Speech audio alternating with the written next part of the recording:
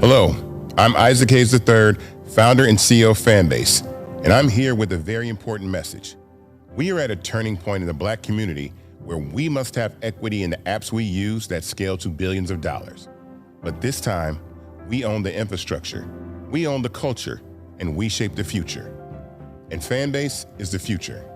Fanbase combines the free functionality of Instagram, TikTok, and YouTube into an all-in-one platform built for the evolution of social media and monetization. With over 1.4 million users, that's real proof that we are shifting the conversation of tech ownership and equity for creators. So right now, I want you to go to startengine.com/fanbase and invest today. The minimum to invest is $399. That gets you 60 shares of stock in Fanbase at $665 a share. This marks a turning point in Black ownership of social media. If we don't take this opportunity to own social media right now, we will always be customers to our own creations. And that can't go on. So once again, go to startengine.com/fanbase and invest today. We must own the platforms where our voices live, our stories matter, and where our culture drives the world. Thank you. Folks, Black Star Network is here. Hold no punches. I'm real revolutionary right now. Support this man, Black Media. He makes sure that our stories are told. Thank you for being the voice of Black America, Roland. Stay black. I love y'all. All momentum we have now, we have to keep this going. The video looks phenomenal. See, there's a difference between Black Star Network and Black-owned media and something like CNN. You can't be Black-owned media and be scared. It's time to be smart. Bring your eyeballs home. You dig?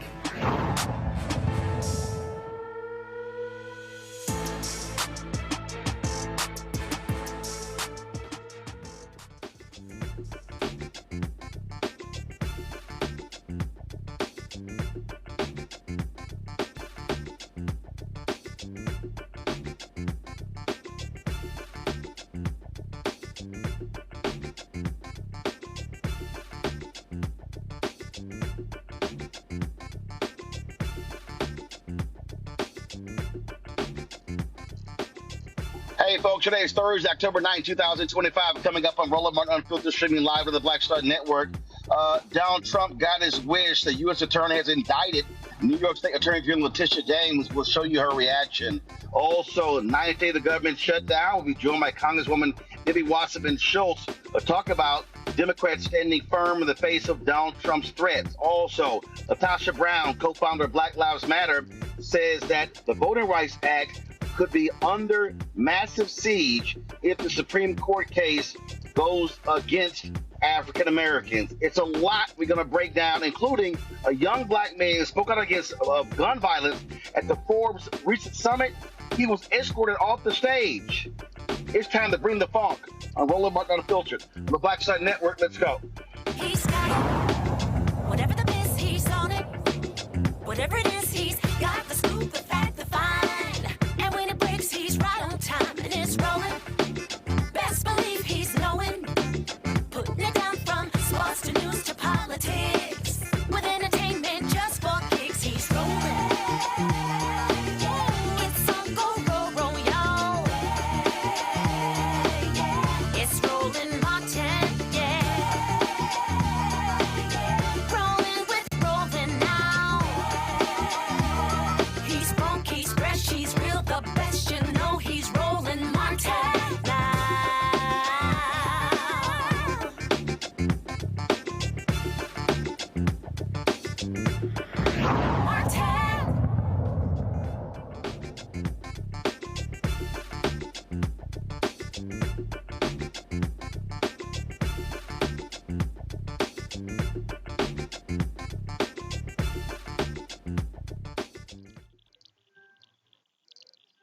Folks, the ninth day of a government shutdown, and Donald Trump and his MAGA thugs are saying they're not going to pay federal employees. Even got the IRS agreeing with them. Let's go to Congresswoman Debbie Wasserman Schultz out of Florida. She joins us right now. Congresswoman, glad to have you on the show. It's insane to see what is happening. Now they're trying to say, oh, we're not going to pay federal workers like we've done in the past who were impacted by government shutdown. This literally makes no sense whatsoever. Not only does it make no sense, Roland, and congratulations. It's great to be with you on this platform, and congratulations on your success. We've talked about this over the years, and I'm glad to see that you've launched. But it's federal law. It not only doesn't make sense, it's federal law that Donald Trump signed himself in 2019 to make sure that federal workers would be guaranteed their back pay when they're furloughed during a government shutdown. This is a furlough through no fault of their own. It is federal law. There's no way that they can do that. And what he's trying to do is just make sure that he exacts as much pain as possible to try to intimidate Democrats into backing down, when we have to make sure we stay singularly focused on canceling the cuts, lowering costs, and saving Americans' health care. And that has to be a part of any end of the fiscal year government spending deal. Congresswoman Wasserman Schultz, this is Greg Carr, one of the panelists here at Roland Martin Unfiltered, and we're glad to have you on and continuing to fight the good fight. We see that today, of course, for the seventh time, the Senate failed to reopen the government. It seems as if public opinion is really turning against the Republicans now. What's your sense as you talk to your constituents and your colleagues on the Hill as it relates to, for lack of a better term, the PR, the optics of this moment? It almost seems like it's turning against them now. What's your sense? That's very much my sense as well. I'll tell you, I have the sixth most signups in the entire country for the Affordable Care Act, and Florida is the #1 state in signups, including Hialeah, which is a Republican city in Miami-Dade County, which has the most of any city in the country. We've got people contacting our office who, for example, we got a call from a Fort Lauderdale father of 5 whose family's premiums are going to go up $1,200 a month. The astronomical increases. You have the average couple making $82,000 a year in my district. They would see their premiums rise annually $18,000. That's a 259% increase. As a breast cancer survivor, I know if you don't have your health, you don't have anything. And it is absolutely critical that not only we deal with the cost of living driven up by Donald Trump's tariffs and his refusal to actually address costs like he promised, but now because of the big ugly law, they kicked 15 million people off of Medicaid, and now they're going to cause millions of people to have their healthcare costs get driven up, and they'll use the emergency room as their primary access point when they can't afford their healthcare, and that'll shift costs to all of us. Yes, ma'am. But Congresswoman, the big thing, here's what jumps out at me on this whole piece. You obviously have the healthcare piece. And what I have been saying is that one of the things that Democrats have to also do, they have got to hammer home that the people who need the Affordable Care Act the most are the folks in these red states. And to me, that means literally going to these red states. I'm talking about. I get what's happening in D.C., but I think what has to be happening, whether it's Ken Martin at the DNC or others, literally going to West Virginia, Ohio, Utah, South Carolina, and saying y'all are going to get screwed. You have the worst health outcomes. You have the worst economic conditions, and so if the Republicans who y'all voted for keep this up, y'all are going to get screwed. You're right. And we have been taking this message on the road all year long, right to Republican states, doing town halls in Republican districts because the Republicans won't show up and do their own town halls, Roland. So we've been doing that to make sure that their constituents understand we're here, we're ready to negotiate. By the way, let's also talk about that the Republicans left town. The House hasn't voted since September 19th. They canceled votes last week. They canceled votes this week. They are AWOL. And we're at the table ready to negotiate. That's how it's always been done when we've had government shutdowns in the past.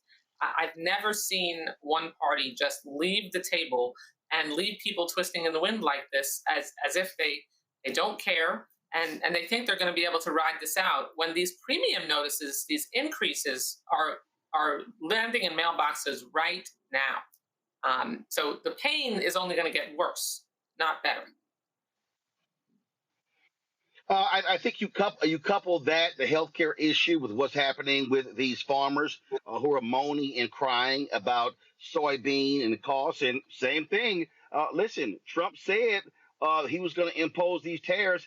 These people voted for it. So they're getting exactly what they voted for. So when you hear the people say, oh, this is not what I voted for, are you as confused as I am?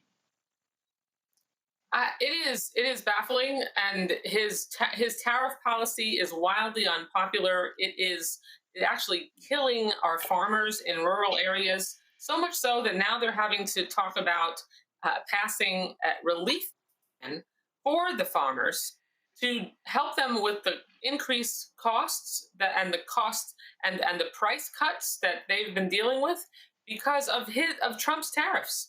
So they are actually screwing their own red state people. They're hurting agriculture badly, and now they're having to spend money to actually make up for that. It is such an upside down, backwards policy that is actually hurting the United States economy, not helping. Help me here. This continuing resolution. How long is it?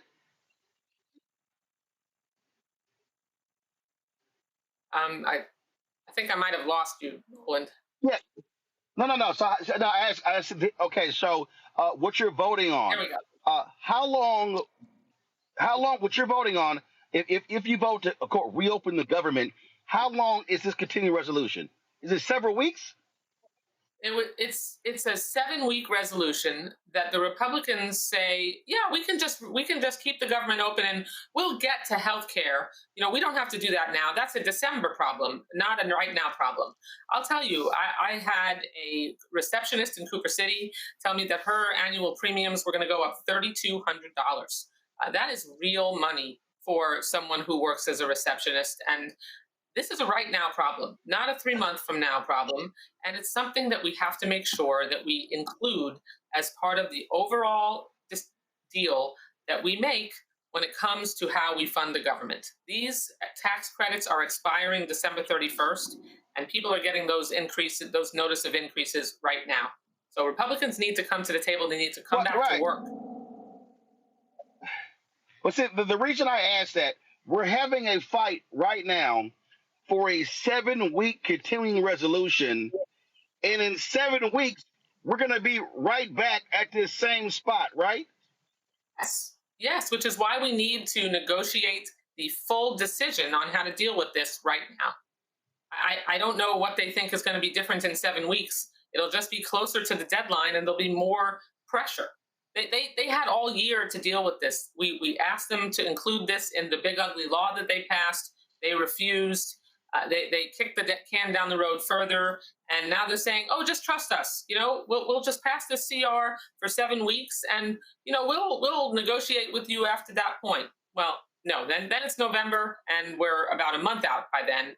And when it comes to making sure that people have affordable health care, that is absolutely critical. If you don't have your health, you don't have anything, and you should not be forced to the 82,000 people in my district who would lose health care entirely, and the 203,000 people who would see their costs skyrocket if those tax credits expire.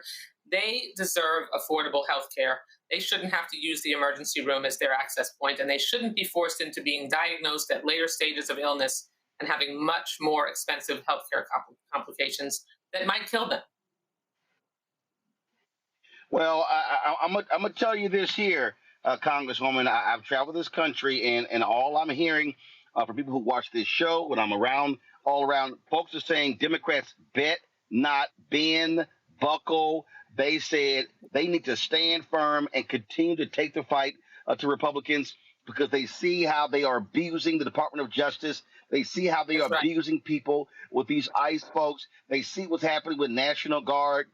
And I'm hearing people say enough is enough. They're sick of it. And this is a hill Democrats must die on and stand firm and fight them tooth and nail and get everything they want and not compromise. This is critical. Our leader, Hakeem Jeffries, has been very clear, consistent, and unifying. The House Democrats are in lockstep. We're not budging. Our Senate counterparts haven't been budging either. And we need to just stay in this fight. We need to make sure that we pay the troops. And we need to make sure that we guarantee the law is enforced to pay our furloughed employees who are only off the job now because Republicans refuse to come to the table and do their job and make sure health care is affordable. All right, Congresswoman Debbie Wasserman Schultz, appreciate it. Look forward to having you back on the show. We'd love to. Thanks so much, Roland. Good to see you.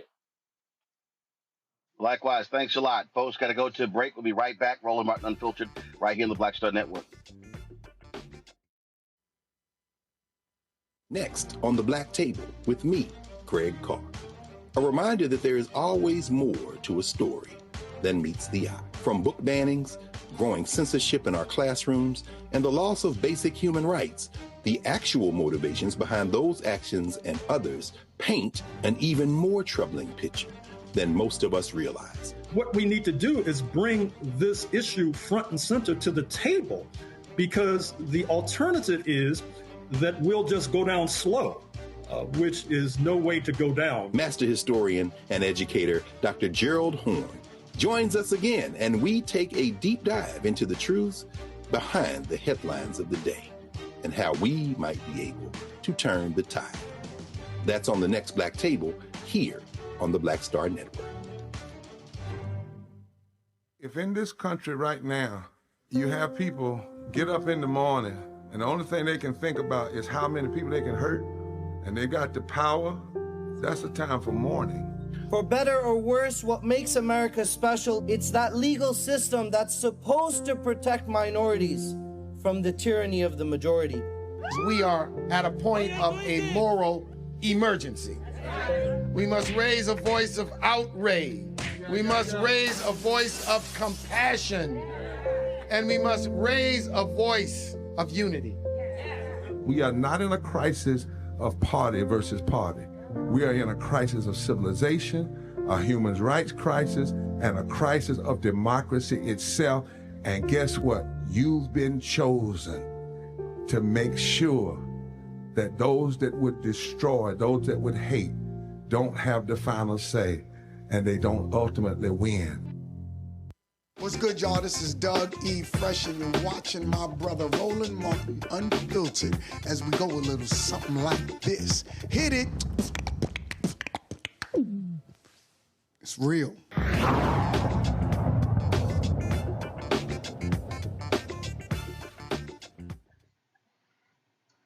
All right, folks, let's get right to it. Dr. Nola Haynes, Georgetown School of Foreign Service out of D.C., also Greg Carr, Department of Afro-American Studies, Howard University. Cameron Trimble also joins us on the panel, CEO of Hip Politics Media, former White House Senior Advisor.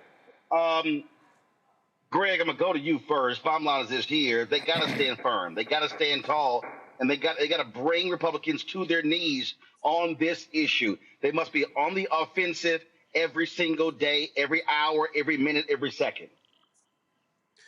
You're absolutely right, Roland. And, you know, it's an interesting convergence, isn't it, at this moment? Looking at that commercial that played during the break with Reverend Barber, he's right. This is a moral issue. It's a broad issue. But I said that as a prelude to this. People don't take a lot of time to think about the broader issues and the values and the concepts. This is a clear issue in this moment of party versus party. It is absolutely party versus party. The Republicans, the White Nationalist Party, has one objective and one objective only: to obstruct everything so that their Lord and Master, Donald John Trump, will not have to face those Epstein files, will not have to face the cascade that is going to be eventually fall down upon all of them because of all of this illegal, outlandish, outlaw, fascist activity. Everybody else who is against that, Trump and them are labeling as Democrats. You're a Democrat, you're a communist, you're a Republican. The Democratic Party, in other words, at this moment, does not just represent the party apparatus. It represents everybody who is anti-fascist. So no, they cannot bend. Right now, MAGA Mike Johnson, the MAGA Muppet, is a purebred liar through his DNA. Now they have thrown all caution to the wind, and they are desperate because Trump doesn't want anybody to do anything that he thinks will endanger him personally. So you've got Adelita Grijalva, who has been in this city now for days saying, swear me in. And this little man gets on television at press conferences and says, I'll swear in whatever she wants. Meaning what? The Republicans have thrown all caution to the wind, and they are purebred liars. That finally, the Democratic Party's responsibility at this point is to make this a moral battle between these evil fascists and everybody else. Anybody who budgets from the Democratic Party needs to be separated from the Democratic Party. This is not the time to play, we're going to be bigger than them. No. This is fascism versus everybody. And for good, for better, for worse, the Democratic Party at this point is the representative of everybody. Cameron, this is game on. The simple as that, this is game on. It is game on, and I've been talking to several members of Congress over the last few days and making sure, doing one thing, that they're upping the ante, the amount of content they're flooding the airwaves, getting on as many platforms as possible, really consistently and continuing to define the problem, why they're standing in, why the government is shut down, why this is about health care, why this is about taxes for the rich, how this is affecting people. And then the one thing I would say, Roland, is that the Democrats do, while this is they have an opportunity here to continue to define this government shutdown as something that is wholly owned by the Republican Party. And there are votes coming up, and there are elections coming up in November in a few key states that where we're going to see if people do assign this government shutdown and all the pain that they're feeling and will continue to feel to Republicans.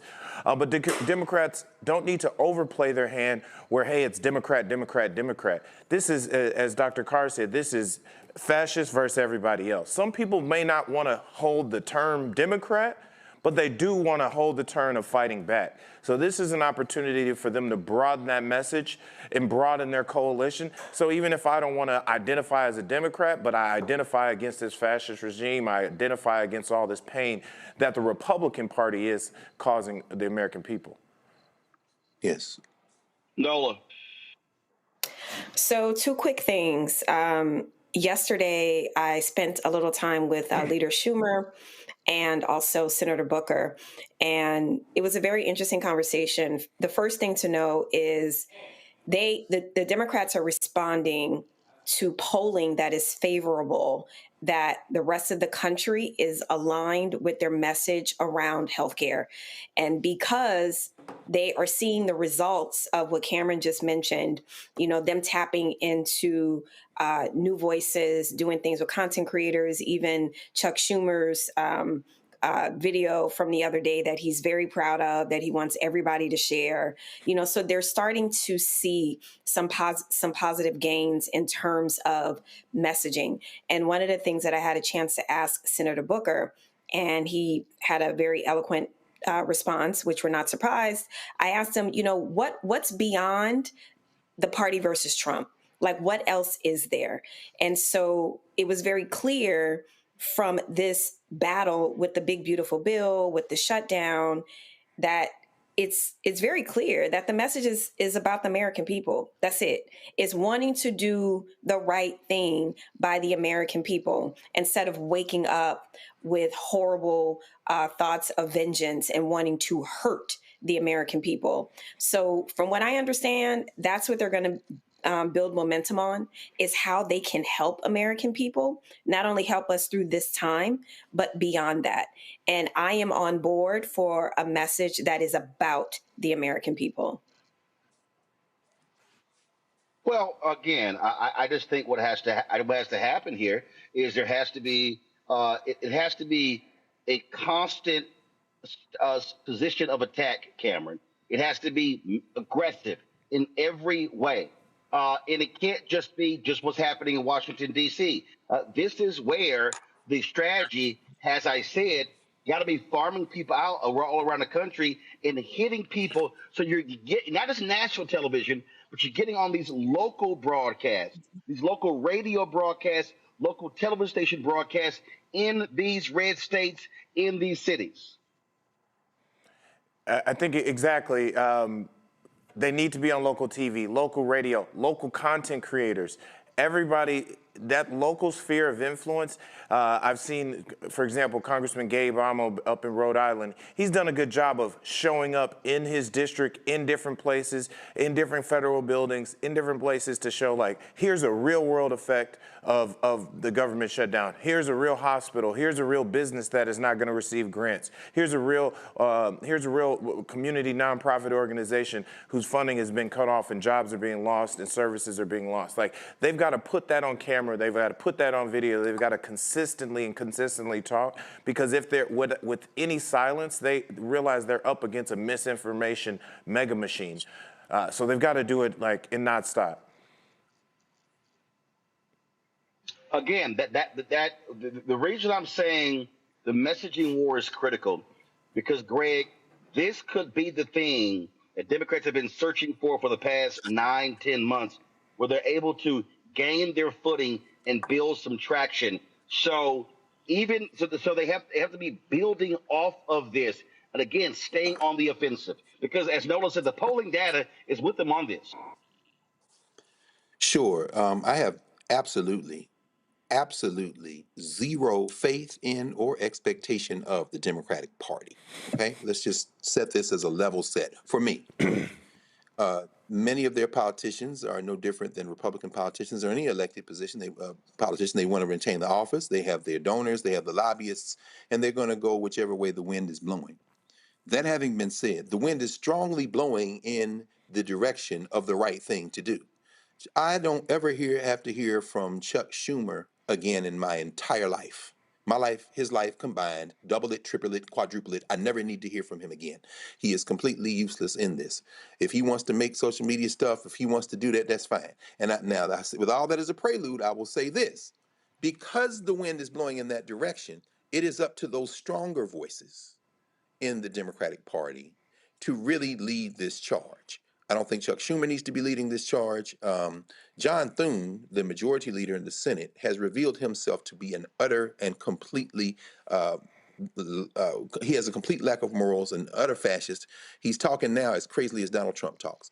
The MAGA Muppet, Mike Johnson, nearly 40% of his district, almost 290,000 people, are on Medicaid in his district. Those voices in the Democratic Party who are able to frame this issue need to be the ones leading this battle. And these other folks who are more cautious and more polls-driven probably need to be a little bit more quiet. And what they don't need to do is introduce any harm.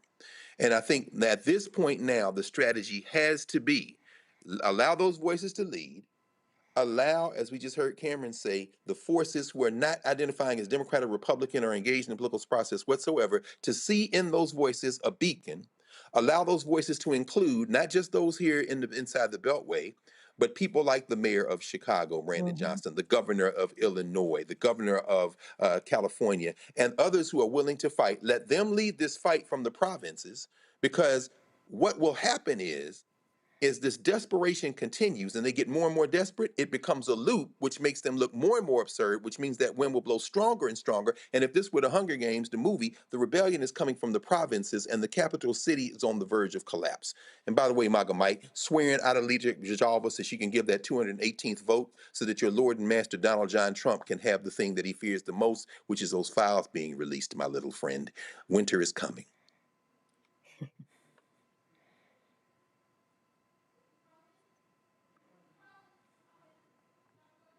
I think Roland might be. Thank you. Are you just going to throw it to me? Yeah, you're going to. Well, I tell you what, I think probably the control booth is going to ask us to take a quick break. And when we come back, we will resume with Roland Martin Unfiltered, unless they're telling us something different. I think we probably take a moment. I hear the music playing, so we'll be back in a moment here on the Black Star Network with Roland Martin Unfiltered. Back in a moment. Next on the Black Table with me, Craig Carr. A reminder that there is always more to a story than meets the eye. From book bannings, growing censorship in our classrooms, and the loss of basic human rights, the actual motivations behind those actions and others paint an even more troubling picture than most of us realize. What we need to do is bring this issue front and center to the table, because the alternative is that we'll just go down slow, which is no way to go down. Master historian and educator Dr. Gerald Horn joins us again, and we take a deep dive into the truths behind the headlines of the day and how we might be able to turn the tide. That's on the next Black Table here on the Black Star Network. On the next Get Wealthy with me, Deborah Owens, America's Wealth Coach, we talk about the principles of mindset, strategy, and execution. This week, we're adding a fourth, faith. You're going to hear from a mother and daughter duo who are helping thousands of Black women build wealth, all through their faith. You are more than you can ever imagine. Not just obtaining things to show that, but seeing yourself. Making your faith work for you. That's right here on Get Wealthy, only on Black Star Network.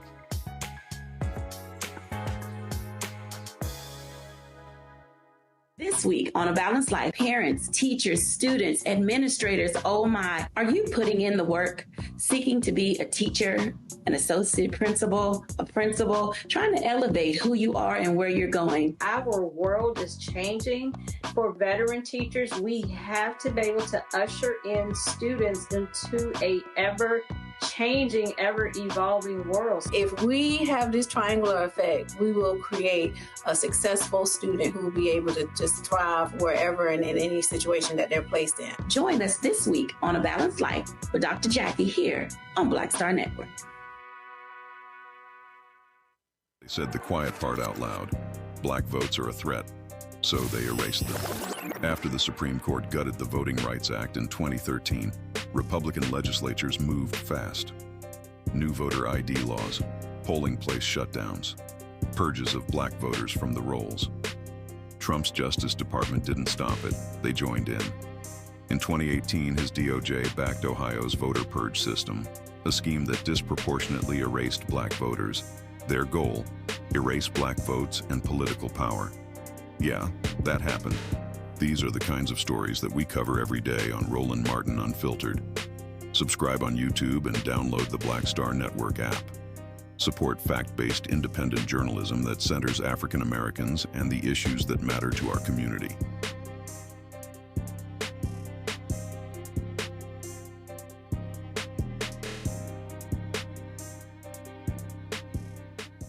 Hatred on the streets, a horrific scene, a white nationalist rally that descended into deadly violence. White people are losing their damn minds. As an angry pro-Trump mob storms the U.S. Capitol, we've seen shooting. We're about to see the rise of what I call white minority resistance. We have seen white folks in this country who simply cannot tolerate black folks voting. I think what we're seeing is the inevitable result of violent denial. This is part of American history. Every time that people of color have made progress, whether real or symbolic, there has been what Carol Anderson at Emory University calls white rage as a backlash. This is the rise of the Proud Boys and the Boogaloo Boys. America, there's going to be more of this. Here's all the Proud Boys, guys. This country is getting increasingly racist in its behaviors and its attitudes because of the fear of white people. The fear that they're taking our jobs, they're taking our resources, they're taking our women. This is white fear.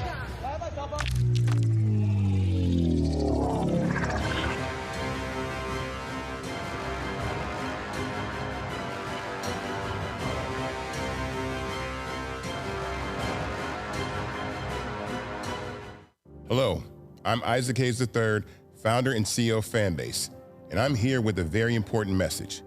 We are at a turning point in the black community where we must have equity in the apps we use that scale to billions of dollars. But this time, we own the infrastructure, we own the culture, and we shape the future. And Fanbase is the future. Fanbase combines the free functionality of Instagram, TikTok, and YouTube into an all-in-one platform built for the evolution of social media and monetization. With over 1.4 million users, that's real proof that we are shifting the conversation of tech ownership and equity for creators. So right now, I want you to go to startengine.com/fanbase and invest today. The minimum to invest is $399. That gets you 60 shares of stock in Fanbase at $665 a share. This marks a turning point in black ownership of social media. If we don't take this opportunity to own social media right now, we will always be customers to our own creations. And that can't go on. So once again, go to startengine.com/fanbase and invest today. We must own the platforms where our voices live, our stories matter, and where our culture drives the world. Thank you.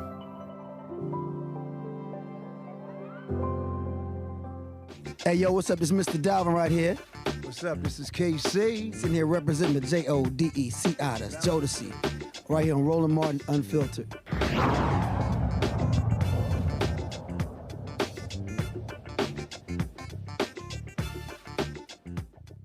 I've warned you numerous times there's a massive case that will go before the Supreme Court on October 15th that could very well wipe out half of the Congressional Black Caucus. Folks, this is the most serious attack on the Voting Rights Act since that Shelby v. Holder case was settled more than a decade ago. Fair Fight Action and Black Voters Matter Fund, they released a new report explaining what's at stake in the Louisiana versus Callais case. Again, the Supreme Court are going to be rehearing arguments next week as centered on Section 2 of the Voting Rights Act, the central safeguard against racially discriminatory redistricting. Now, I want y'all to keep in mind what we're talking about here. The Supreme Court has already ruled in this particular congressional seat that black voters were frankly screwed out of representation. They declared that the Louisiana maps were unconstitutional. They ruled against Louisiana. They had to create a second district. The folks in Louisiana elected Cleo Fields. Louisiana then said, oh, we want a second bite. In fact, they had multiple bites at the apple. It went to the Supreme Court, it went back, the Fifth Circuit, is all these games they played, they kept losing everywhere. Then they said, let's attack this a different way. Now that Trump is in the White House, now you have these far-right legal theories about, how about we say no use of race in any redistricting? That could be the death knell. LaTosha Brown, co-founder of Black Voters Matter, joins us right now. And LaTosha, we tried to tell people, we always say hashtag, we tried to tell you during the election what's at stake. When all these Simple Simons out here were saying, oh, we survived him the first time, oh, tangibles, oh, it's not that bad. We kept saying, no, you don't understand what's going on. We have now seen how Chief Justice John Roberts, how they have been ruling, and Kavanaugh, and Alito, and Amy Coney Barrett, and we know, of course, we know Clarence Thomas, who despises black people. And so this case right here, the fact that they are rehearing this case a year after they've already settled the case should be scary to all of us who care about voting rights and civil rights. You know, I think this is going to be the most significant possible, is the most significant voting rights case that we've seen since 2012, when there was a gutting of Section 5. The two things in the Voting Rights Act that actually made it powerful was Section 5, which was stripped earlier, that basically was a pre-clearance clause, that before you draw a district, you had to have a district, you had to get pre-clearance to do that. But the second piece that I think a lot of people, in terms of Section 2, what it does, it gives the right to draw, to gerrymander districts in such a way that black voters have some input, some real influence over the outcome of it, so that we can get representation. And Louisiana, I don't know if people know this, but 1/3 of the population of Louisiana are black people. That's 1/3 of the state, right? Yet we only had one for years. We only had one congressional district, right? As you said earlier, Roland, you know, it was because of the courts came back. It was so egregious that they told the state of Louisiana, look, y'all, we can't do this. You got to fix it. And as a result, they created the second district. Now there's a small group of folks that are coming back saying that for us to have fair representation, that in some way that's discriminating against white voters. We got to see what the line is. It's ironic that we're in this moment that the same court that says that it's okay to use race to racial profile, that ICE can use it to racial profile, but now we're looking at this case that really essentially will undermine black, brown representation, particularly throughout the South, but around the nation. So I think people need to understand, like, look at this case. The fact that the Supreme Court is taking it up. You just made a ruling a year ago saying that it was egregious what happened. You made a ruling in Alabama, in the Alabama case, saying that in Alabama, more representation as black people make up 25% of the state. So, but here we are in a heightened environment where we're seeing we're seeing racism be weaponized in all forms of the court system right now, and in society right now in this nation. And so this is a critical, I need black folk, I need all people who really care about democracy to wake up and see really what's at stake here. This case is not just about Louisiana, LaTosha. Again, the net effect of this case could very well, on the low side, wipe out 20 CBC seats. It will impact also Latinos as well. It could mean half of the Congressional Black Caucus. There are 61 members of the CBC right now. The 18th congressional seat in Houston has not been filled with the death of Congressman Sylvester Turner. we're talking about potentially 20 to 30 black members, those seats wiped out if the Supreme Court agrees with the folks challenging the Louisiana case. It could be devastating for some. I apologize. I don't know if the connection is bad on my end or not. It's going in and out, but go ahead. We hear you. Can you hear me? Yeah, we can hear you. It went in and out, but we can hear you. Go ahead. Yeah, so I think I know what you said, but I'll just say that, people need to understand what is at stake here. This isn't about, we don't need to get caught up whether you like this party or this. Right now, what's at stake is power. That this is really a power grab. This is a grab that says that the majority of black voters now actually live in the South. And so if this case, if the Supreme Court rules against and rules against us and rules that to take out Section 2, what essentially that will do, as you just stated, Roland, it will strip black and brown seats throughout the South, which actually will limit representation. But that just doesn't have implications in the South. That has implications on who will actually have power in the entire nation. So everybody should be paying attention to what is happening. This is a power grab. We have to raise our voices so that we can actually put the Supreme Court notice that we are paying attention to you. We're paying attention to this ruling, and we will not go quietly in the night. The South has something to say, and we will not be silenced. So there are a couple of things that people can do. One, we want to have people to sign a petition. We are circulating. We are standing to support of the Voting Rights Act. Leave the Voting Rights Act alone and make sure that our representation, that it's protected. And so they can sign the petition. You can find the petition on our website, Black Voters Matter Fund. Well, the second thing is they can also join us next Wednesday, October 15th at 10 a.m. The NAACP Legal Defense Fund is holding a rally on the Supreme Court. We need to show up in mass and in solidarity to say that we are watching, we are paying attention, and our voices should not be silenced. So if you're interested in that, we're actually taking some buses up from the South. You can go to our website again, blackvotersmatterfund.org, and get information about that. And the thing is, I need people to understand that we have to fund our fight. That somebody has to pay for this. We've got to fund it. And I ask you to donate to frontline groups. If you can't attend, at least support those groups that are fighting for us day in and day out. You can fund groups like Transformative Justice Coalition, support groups like the NAACP Legal Defense Fund, support Fair Black Voters Matter, even the Roland Martin Show, that we've got to really start using our money in such a way that we're supporting those that are on the front lines, that will bring us the truth, and that will help us really push back what we're seeing happen in this nation right now. Again, you broke up there. So the rally that's going to be taking place, when is that? The rally is on Wednesday, October 15th, at 10 a.m. in front of the Supreme Court, on the steps of the Supreme Court. Join us October the 15th. The Legal Defense Fund is hosting a rally at the Supreme Court on the steps. You can also join us. We're taking some buses up. So you can go to our website and find out more information about how you can join and be a part of our delegation, or just come and join us and stand up for voting rights. I was speaking to the Louisiana State Conference, the NAACP, on Saturday in Baton Rouge, and they actually are plaintiffs in this Callais lawsuit. And they're going to have folks who are from Louisiana coming up for the oral arguments, because those oral arguments are happening on that same day at the Supreme Court. So that's why folks are rallying outside of the Supreme Court.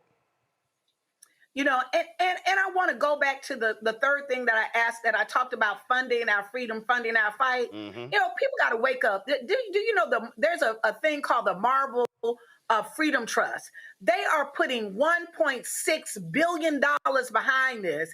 They're funding conservative legal fights such as this. They're fights that they come up in the lab and it was like, listen, what are some ways that we can undermine, grab power, and marginalize voices? This is a part of that. And so the other side is fully funding fights like this Marble Freedom Trust. $1.6 billion. I'm asking people, $5, $10, $50, whatever denomination that you can afford and that you can give and put your spirit behind that we're saying we've got to stand together as a community and recognize that there are fights on all kinds of levels. We know that there's all kind of issue fights going on. But what we do know is that when there's a fight, you need to make sure that your front lines are taken care of. We need to make sure that we're able to fight to make sure that we always have representation, particularly in the South.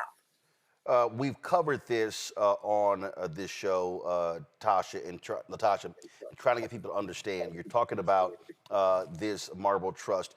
What you had this rich Republican who gave, I mean, and frankly, he hasn't passed away. He's still here. He gave Leonard Leo this money, the $1.6 billion to create this. And Leonard Leo, this is Leonard Leo right here.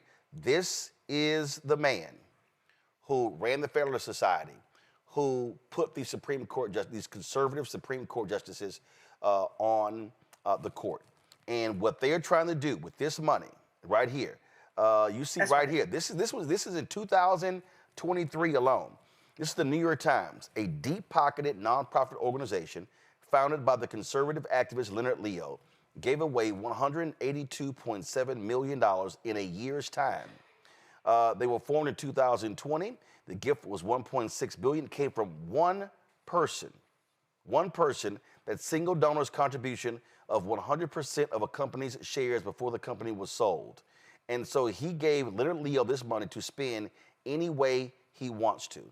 And what progressives have to understand in this battle, LaTosha, is that these people are clear.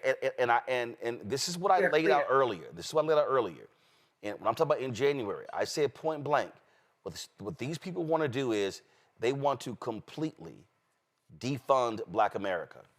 Robert Mercer, who funded Breitbart. And Breitbart, when they were attacking Black people left and right, Robert Mercer is quoted as saying that the decline of America, and I'm going to find the quote, he was saying that the decline of America began with the Civil Rights Act. That was a particular, he called it a major mistake, okay? Now, keep in mind, this is the same language, and people understand, this is the same language that Charlie Kirk was using. This is the same language that the right is using. So now, I need people who listen, watch, and understand, connect the dots. Why do they despise the Civil Rights Act? Because it's not just public accommodations for Black people. It's the fact that these white folks could not discriminate in so many areas, even privately. Then you go to the Voting Rights Act. They despise that. Then you go to the Fair Housing Act. So people need to understand what their target goal is. Their target goal first is to destroy and eradicate the Voting Rights Act, because what that does is that completely decapitates Black political power. Because I said, LaTosha, that it could wipe up half of the CBC. But here's what people have to understand. The same Voting Rights Act is used for state rep seats. That's right. County commissioner seats, city council seats, school board seats.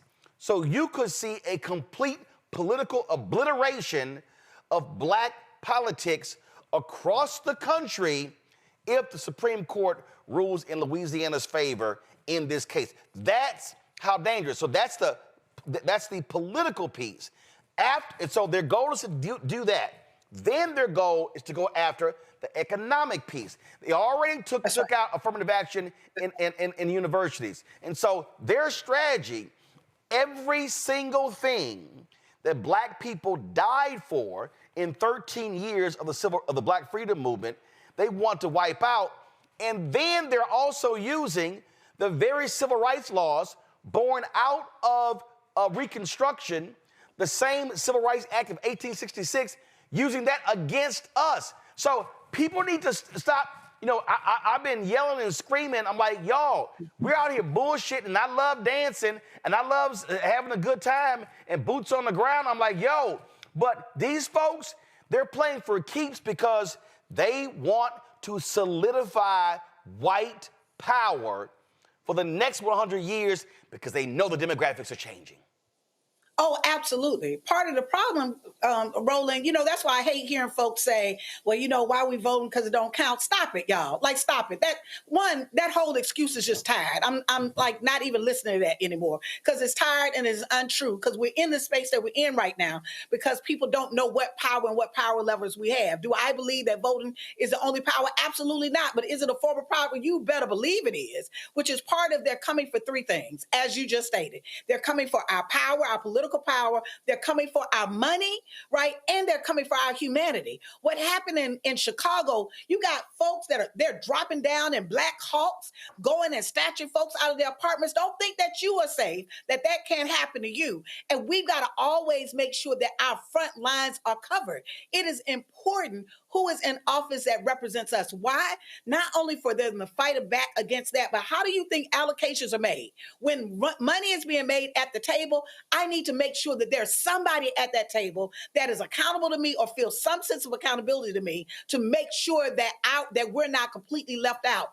The writing is on the wall. We are seeing what is happening. We are seeing this consolidation of power, this attempt to consolidate power. And what can stop it? We can. People can. When people rise up, you can make a difference. That's why this isn't the moment, like you said. Like you said, Roland, I like to put boots on the ground, but we need some real boots on the ground. We need some folks on front lines recognizing how critical this moment is and understand that this is a transformative moment. This just can't be about transactions. We cannot let people come for us and we are not responding. We cannot let people come for us in our power and we're not organizing.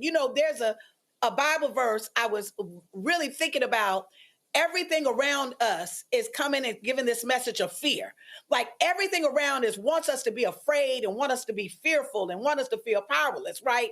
And ultimately they're coming at us and want us to feel all of those things. And so I went to the scriptures because I'm a person from the Christian faith tradition. I went to the scriptures and there was a scripture that just stuck out to me. And it said, perfect love drives out all fear. We've got to actually center ourselves in perfect love. What does that mean?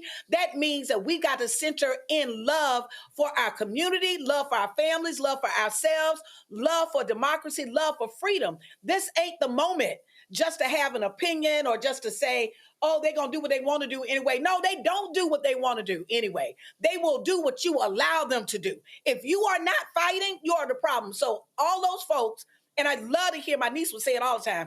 Ooh, I wouldn't have been able to do this in the civil rights movement. Whatever you're doing right now is what you would have been doing in the civil rights movement. Is what you would have been doing in slavery. What you would have been doing when our people were fighting for our lives. Ultimately, right now, this is not a game. This is not a drill. That ultimately there is a strategy to really unravel all of the gains that we've made, to have Black folks in a perpetual subservient position, for us not to have political power, for us not to have economic power, and for us not to have the right to be self-determined. We have to resist that with everything in us. This is the moment. This is the time.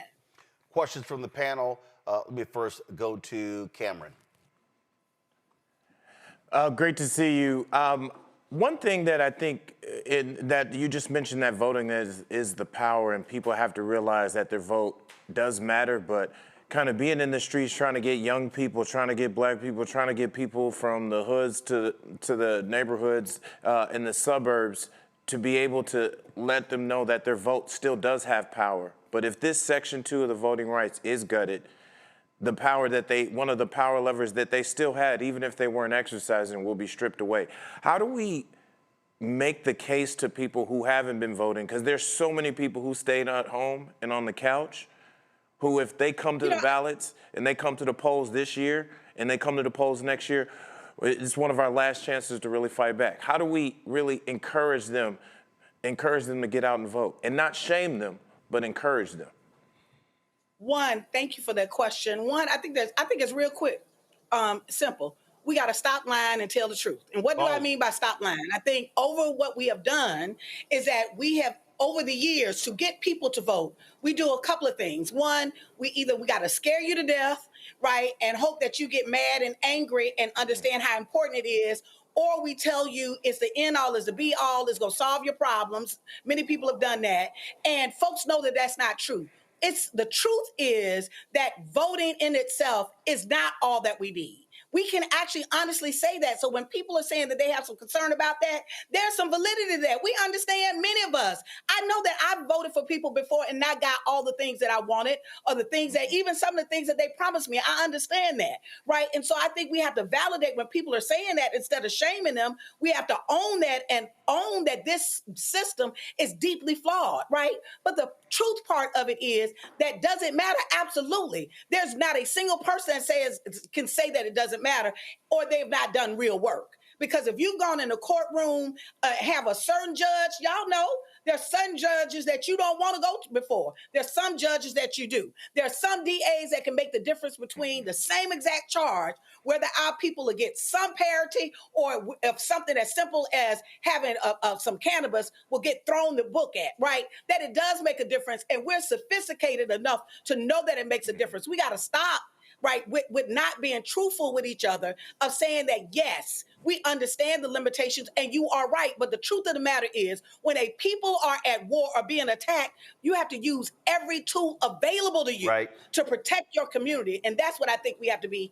We have to really root our answer in when we're talking to folks, and engage them in what they care about, and make that connection to what is it that you care about, and help them to actually be able to see. Right. Because oftentimes we're not making the connection points for them. Well, also, we got to let them know you don't see nobody white telling white folks not to vote. It's only Simple Simon Negroes who yell and screaming on social media like, yeah, don't vote. That vote ain't gonna do nothing. Yeah, that's you, Umar Johnson, and the rest of y'all. But ain't it funny, the people who say voting don't matter, but when they're trying to get a school built, they gotta go through the state government and the city government.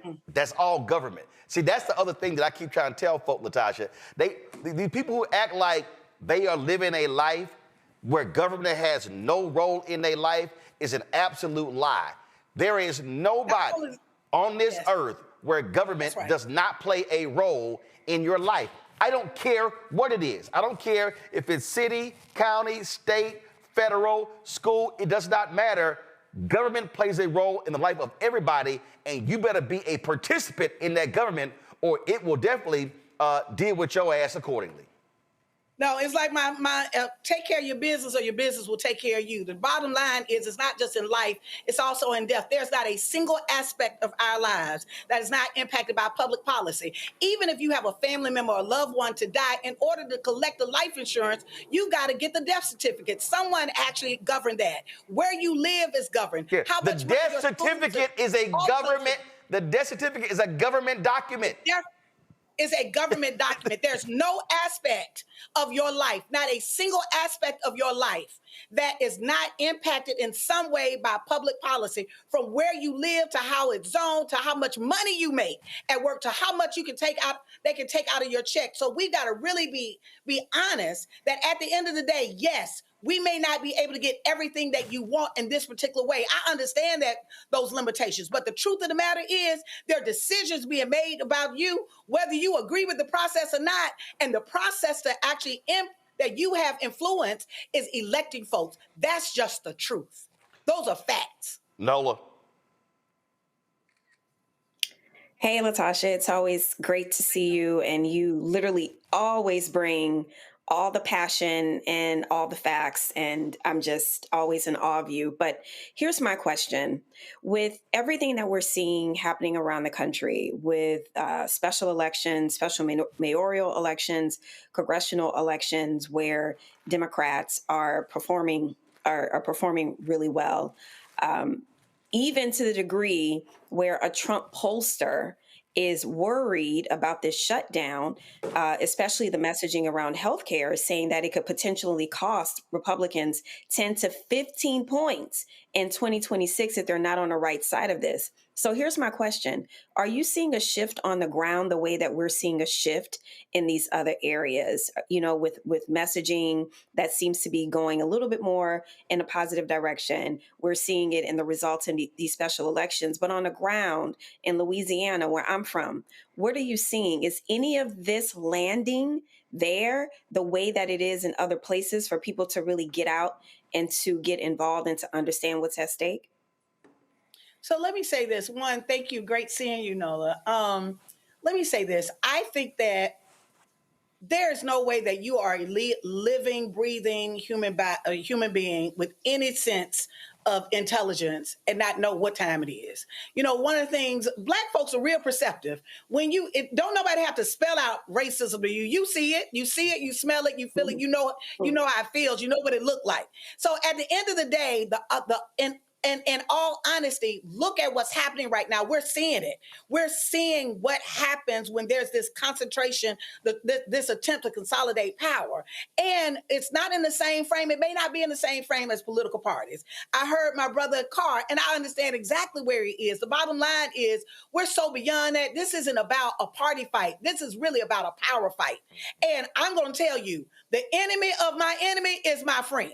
I am going to align myself with whoever is going to protect me from those that seek to hurt me, harm me, and kill me. And so that's a strategic decision. That's a strategic decision that Black folks have always had to make and will continue to have to make as we're building what we need to build to be self-determined. And so I think it's really important in this moment that as I've been talking to folks, I've not talked to anybody that does not know what time it is. Matter of fact, what's interesting is as I've been walking in grocery stores, I get stopped on the streets and people will say, what is I need to do? What do I need to do in this moment? And so I think I think that there is a sense of urgency in community, not at the level that I think we need to see it, because I don't want people to move out of fear, but I do want people to move in a way to recognize that our best chance of beating this back has always been we've leveraged our collective power. We've got to use our economic power in a very different way. We can't fund folks who are actually working against us. You shouldn't be getting nothing from Target right now.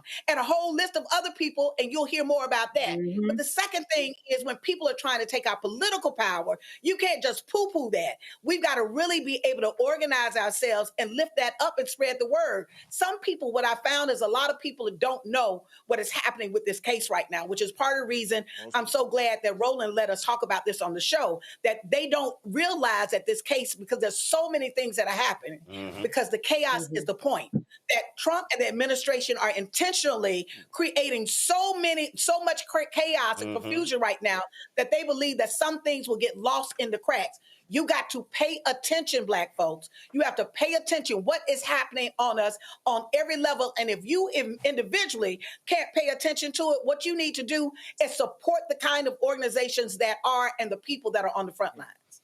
Greg Carr. Thank you, Roland. And it's always good to see you, Sister LaTosha. And one of the many things I really deeply value and appreciate about you is your ability to think and be and act in a creative fashion, which is in the best tradition and spirit of our ancestors. So my question builds on or extends and just kind of continues in the vein of the one that we just heard from Nola. And it is really two parts. One, you've kind of already answered, and that is how we not only organize but deploy to maximize our voting strength. We see our brother Gary Chambers in Louisiana giving us updates in terms of the early voting daily on what's going on in New Orleans. What's your sense, particularly in Texas, places like Texas, but maybe even ultimately Louisiana, in terms of how this gerrymander might backfire, even if they get everything they hope for, if we can maximize the voting strength that we have in the hyper-gerrymandered districts, and perhaps even keep some of those districts with representatives that are more favorable to our concerns. And then the other part has to do with creative thinking around the lawsuit. It won't be with this case, but I'm thinking about the voting rights case out of Tuskegee many years ago, Gamillion versus Lightfoot, the landmark case around gerrymandering, because these racists were so obvious that they had to say it was unconstitutional, but they didn't use, because there wasn't a Voting Rights Act then, they used the 15th Amendment. And I think it's been underused amendment in legal arguments we've made. And so the second part of my question, in addition to thinking about how we can maximize our voting strength, even in hyper gerrymandered districts, do you think our legal strategy should be more creative so that even if we lose the Voting Rights Act, we begin to build out some jurisprudence along the line of really reviving 15th Amendment legal arguments? And even when it relates to the Voting Rights Act, thinking about, of course, Section 2 being revised in 1982 to say you don't have to prove intent. It's not necessary now. Maybe even try to flip the script in some ways and make the legal argument that in doing this, this isn't colorblindness. What they are in fact doing is trying to create a legal status for whiteness, which is a form of discrimination on its own, a theory that we really haven't been arguing in. But LaTosha, before you answer that, go to my iPad, Anthony. This is the 15th Amendment that Greg mentioned. The right of citizens of the United States to vote shall not be denied or abridged by the United States or by any state on account of race, color, or previous condition of servitude. Section 2, the Congress shall have power to enforce this article by appropriate legislation. LaTosha, go ahead.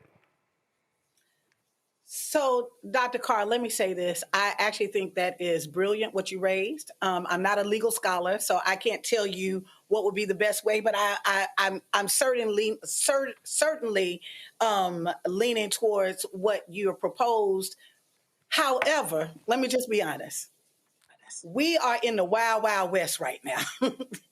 And I'm saying that because much of what is happening right now ain't legal no damn way. Exactly. Right here, you got the court, the same court that is saying that you can use racial profiling to pick people up off the street indiscriminately, right? But you can't use race as a criteria for elections. So we already see that there's something wrong. To the extent that I do think that we should use other creative ways, it really is to show the hypocrisy of the courts and the hypocrisy of what is happening in this nation so people can see. Part of the reason why I think we need to vote, I want to step back for a minute. Part of the reason I do think that, going to your first part, part of the reason why people need to vote in this election and particularly in the election next year, which may be one of the final and one of the most critical and important elections, is because I actually work with a professor at Harvard that is doing a lot of work around and has done her whole body of work around authoritarianism and how do dictators come into power, right? And what stops them. There are two ways that you actually help stop the consolidation of power. It has been one, through voting, and as you vote, if people feel, even if the other side takes the election, if people just feel that their election was stolen and their voice got cut off, it becomes a tipping point for the organized and where people have toppled governments because of that, right? Or even there have been a major change of government.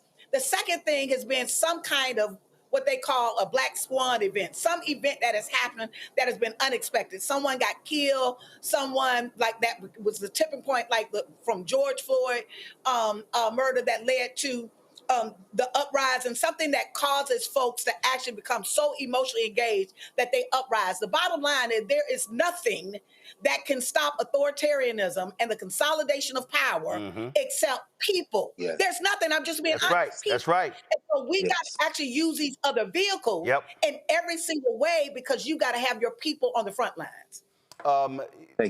Greg asked you the question about Texas and how they could have overplayed their hands. But here's the point that we have to understand, and we've been hammering this on this show, and LaTosha, you know it, Cliff knew it as well. When we vote our capacity, they are banking on us staying at home. Donald Trump reveled after he thanked black people publicly for not voting. So when we turn out, Greg mentioned Texas. When Beto O'Rourke ran against Greg Abbott, 75% of young people in Texas, 30 and under, didn't vote.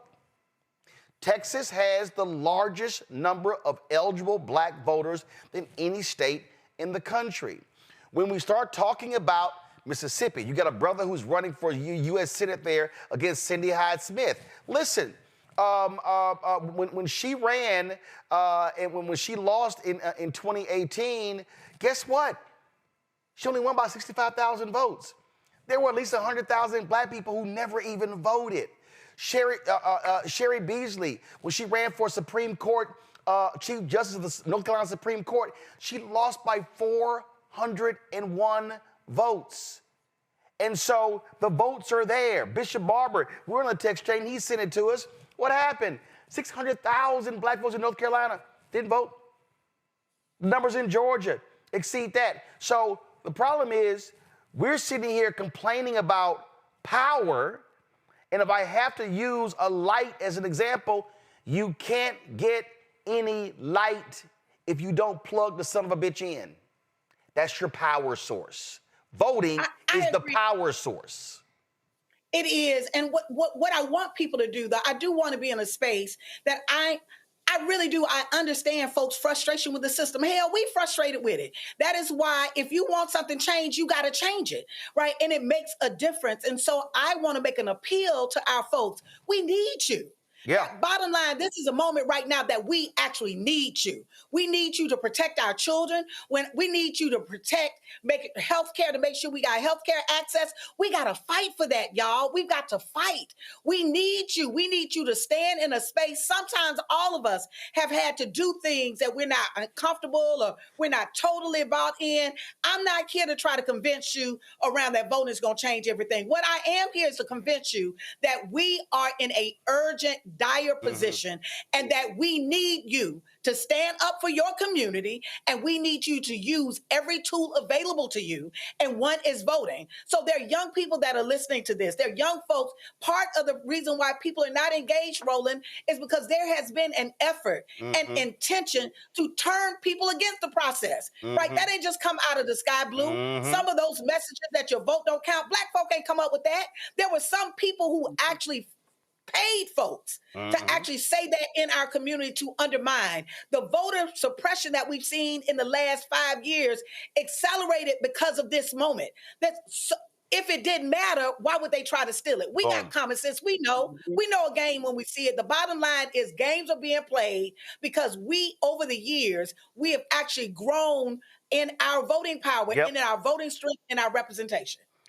Just so y'all know, Neonta Williams, I know her. She was a school board member in Birmingham. She won her re-election. Y'all, this is what she sent me. Forget the 53.4 to 46.57. She won by 29 votes. This was a school board race. Look at this here. Look at the numbers. She got the largest school district in Alabama. I need y'all to listen. See, we keep talking about how kids matter. In this district, in the runoff, only 423 people voted. She got 226 votes. She won by 29 votes. So you can't tell me that every vote doesn't matter. We got to go back, but I got to reemphasize this because you said about the money. The work that y'all do, I need black people watching. The work that we do, I need black people watching and listening to understand. That's right. This ain't waiting on some white philanthropist to come write a big-ass check. I just saw that Dominion Voting Systems, which sued Fox, guess what? You know why they settled their lawsuits against Sidney Powell, against Rudy Giuliani?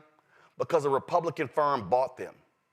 These Republicans, they'll cut billion-dollar checks to buy stuff. Elon Musk, listen, he's on his way to be a trillionaire. They'll spend $50 billion to buy something. What we have to understand is we have to be funding our politics. And I keep saying, I'm not begging these folk to cut us a check, but we're going to demand that they actually spend money in our communities. But if we want to give money to black folks voting and who's on the ground, I say send it directly to Black Voters Matter. I said, forget these other folk who then we fund stuff, we have fundraisers, we bundle money, and then hope and pray they show up, and some white strategist is sitting there deciding who gets to spend who gets the money. So it's about funding our stuff, and the work that y'all do is right there on the ground, and we are right there with y'all, and our people gotta understand. Those $1, $2, $5, I'm literally sitting right here, LaTosha, while you talking, I'm depositing mobile checks. Like right now, This is 20, this is 20, this is 20, this is 20, this is 20, this is 20, this is 17, this is 18. It funds our stuff. It funds our stuff, and it does such for the morale. We were down in Pritchard, Alabama, a few years ago. I always tell this story. We were on the street corner campaigning, and a sister walked up to us. Out of all of the millions of dollars that we've gotten and given away, this sister walks up to us with a handful of change. It wound up being almost $10 of change that she had dug out of her car, out of the armor of her car, and she said, "Here, y'all, I want y'all to have this because I want to be a part of this movement. I want to support what y'all are doing." You do not understand. I'm still riding off that $10. I still believe that $10 has just been blessed money. It is important for us to know that we are going to have to fund our institutions. If you want Black free press, you got to fund Black free press. Boom. If you want Black organizations that are unapologetic, standing on the side, fighting for your children, fighting for you, you've got to fund that. It is no longer acceptable for us to make excuses about what we don't have when we literally have $1 trillion worth of resources that we give to consumers and to companies every day that say won't even stand up for diversity and inclusion and equity. So instead of us giving our money to these folks who are actually working against us, who are in fact funding the people who are working against us, it is a moment. This is get real time. This is a check-in time. We are no longer can just do business as usual. We are under attack. Our community is under attack. And we're going to have to be on the front lines of protecting us by getting involved. You can get involved with us. Come join us on Wednesday, October the 15th, in front of the steps of the Supreme Court for the Legal Defense Fund's rally at 10 a.m. to write a check, give a donation, I don't care if it's to Roland Martin so that he can do independent news and continue to lift up these stories, to Black Voters Matter so we can still have organizers that are out doing the work and making sure that we're in this fight, to groups like Transformative Justice Coalition with Barbara Arnwine that is doing amazing work, Melanie Campbell. I can go on and on. There are groups that are doing frontline work. Mm-hmm. We have to pay to make sure that we are protecting ourselves, because who else going to protect us? If we don't protect us, who else is going to protect us? So take $10, $5, $20, $500, that money that you set aside to get a new pair of shoes. Make sure that your children are able to walk a path that is free of people literally just trying to dig a hole for them, right? And you do that by protecting Black independent power. Listen, and that's just the truth. Hey, those are facts. That's the truth. And it's the truth, nothing but the truth. And I'm going to tell you something right now. So my cousin, Sharonda, sent me a text. Sharonda's mom, my aunt, died in 2020. And her mom, on her deathbed, her mom looked at her and said, your job is to send my $50 to Roland every year. And her son reminded her and said, hey, mama, ain't it time to make that contribution? They do it always around her birthday. So my aunt's been gone for 5 years, but she told her daughter, you send my 50. Even though I'm gone, you send my 50. And right here, y'all, this is this week's YouTube Weekly Podcast. Go to my iPad. Listen, all these shows, y'all see all these shows, I can guarantee you, they bring in way more money than we do. They bring in, look, Pat McAfee got him a $20 million deal with ESPN. You got a Pakistani dude who gave Tucker Carlson $15 million to launch his media company after he made millions at Fox News. Theo Vaughn, right wing, they millions he gets. This Patrick Bet-David, millions of dollars. Megyn Kelly, she was a failure at NBC, and she walked away with almost $70 million off of her contract. So it's easy for us. Tim Cast, right there, he got hundreds of thousands of dollars from a Russian front company just to do 1 or 2 posts a month. And so matter of fact, he got more from Russia than we got from the Harris campaign last year, just so y'all can put that in perspective. And so you see all these folks, you see in terms of what they do, a lot of these right-wing shows, millions of dollars they're able to get, and guess what? We still are doing the work, and then right here, boom, we have 51. And y'all, I'm gonna say it again, we're the only black news show that's perennially in the top 100 every week. So we take what LaTosha's talking about. When they go out there and they hit those streets in those rural areas and they're sitting here bringing folk food and stuff, they're taking those $5 and $10 contributions. It's 4,500 people watching right now on YouTube. If y'all go, give me the website, LaTosha. Where can people get a Black Voters map? Go to blackvotersmatterfund.org, blackvotersmatterfund.org, and follow our social media as well. Yeah. Because we're putting updates on our work. Between all the platforms, there's more than 5,000 people. If y'all gave $10 a person, boom, they will say 50 grand. That's right. In the next 10 minutes, 50 grand. Right. Y'all, the same thing for us. And so we have to do this because, trust me, Megyn Kelly, she's sitting on millions. Sirius is paying her millions. Sirius, they're paying these folk. Ain't no corporate media cutting us checks. And all you fools like, oh, the white man, ain't nobody white hiding behind one of these doors saying, Roland, do this. Nobody. Okay? So this is, we talk about black independence. That's what this is. LaTosha, y'all keep it the good fight. Folks, get a website again for y'all to give to Black Voters Matter. blackvotersmatterfund.org, blackvotersmatterfund.org. All right, see you in front of the Supreme Court on Wednesday, October 15, 10 a.m. See you there. Thanks a lot. We'll be live streaming it there as well. Folks, got to go to a break. We'll be right back. Roland Martin Unfiltered on the Black Star Network. Support the work that we do. We just laid it out there. If y'all want to contribute to what we do right here, this show, the other shows on the Black Star Network, listen, I'm sitting here, y'all. We're launching another daily midday news show. We're launching a weekly show. These things are happening, okay? We're making these things happen, but it takes resources. It takes dollars. I'm telling you right now, and it ain't easy. So if you want to give me a Cash App, use the Stripe QR code. You'll see it right here, bottom left-hand corner.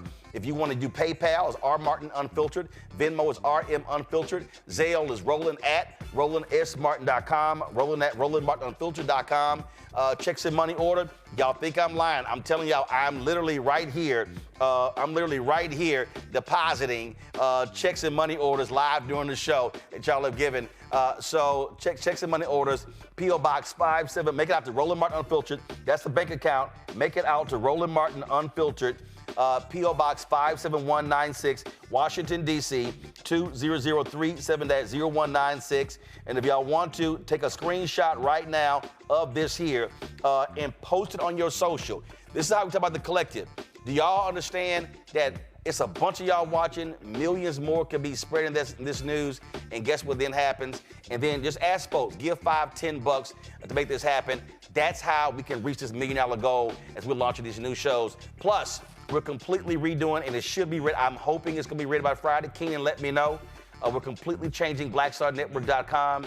So that's going to be our written articles news portal. That's happening as well. So there's a lot going on. And so we'll be right back.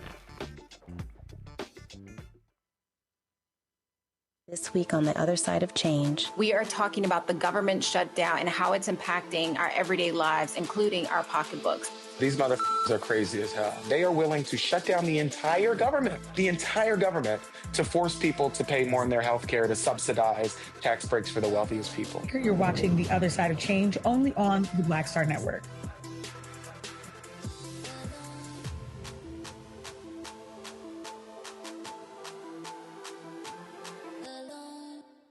What's up, y'all? This is Wendell Haskins, a.k.a. Win Hogan at the Original T Golf Classic. And you know I watch Roland Martin Unfiltered.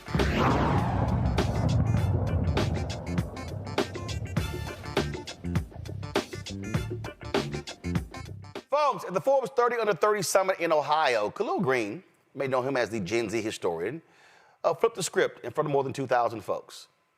And when he did this, they were like, you got to go. Watch this. Stupidity is killing us. Yes, you heard me. If you're under the age of 30, the thing that's most likely to kill you isn't a car accident or cancer, it's stupidity. And I'll explain.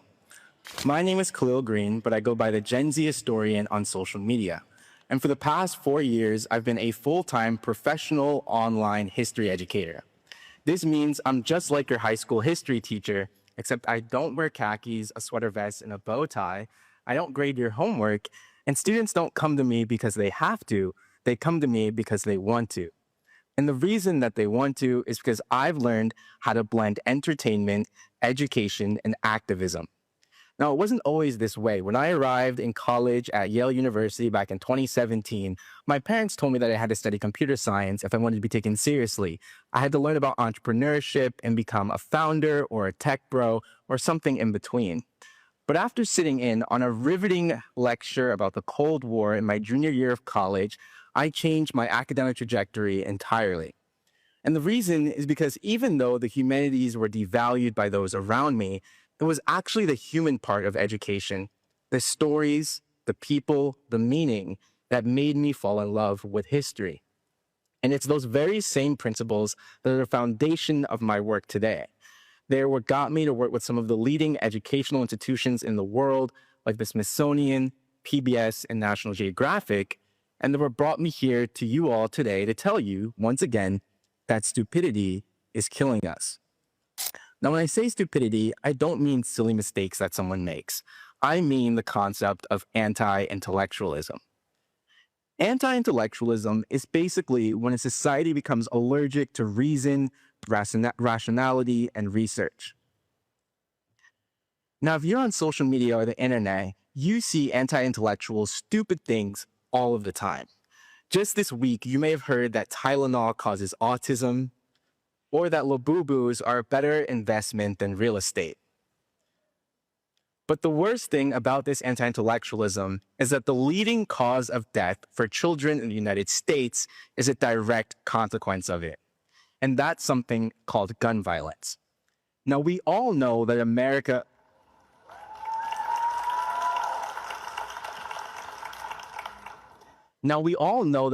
has a problem with guns. Our civilian population has more guns than any military in the entire world. This year alone, on average, 3.4 children have died to gun violence every single day. In 2024, there were 44,000 gun-related deaths. And as I was preparing for this speech, I was hoping that that statistic wouldn't grow. But this morning, as many of you guys did as well, I found out that there were 3 mass shootings yesterday alone, with a number of deaths, some of them including children. And it's stupid, anti-intellectual ideas that keep this crisis going. For example, the idea of thoughts and prayers is a perfect display of how anti-intellectualism blocks solutions to gun violence. It's not the same as believing that the earth is flat, but offering faith-based comfort in lieu of direct action after a tragedy is stupid. Worse yet is the idea that some gun deaths are worth it to protect the Second Amendment. That kind of callousness is also a form of anti-intellectualism because it trades in real solutions for resignation. Manuel and Patricia Oliver can't afford to think that way. Because on Valentine's Day in 2018, their son Joaquin walked into school with flowers for his girlfriend. Joaquin was young, passionate, and full of life. But outside of his writing classroom in Parkland, Florida, his life was cut short by an AR-15. Evelyn Valdez turned 28, and she lived in Miami. She was in love with the city's Wynwood Art District. But just 3 months ago, 3 days after her 28th birthday, police officers were shooting at an armed man, and Evelyn died when she was caught in the crossfire. Youngest of all is King Carter. Now, King Carter was 6 years old. He had a bright smile, and he had dreams of becoming an FBI agent or a football player. One day, he went out to buy candy from the candy lady, and at that time, he was killed after a shootout. Now, what can we do about this?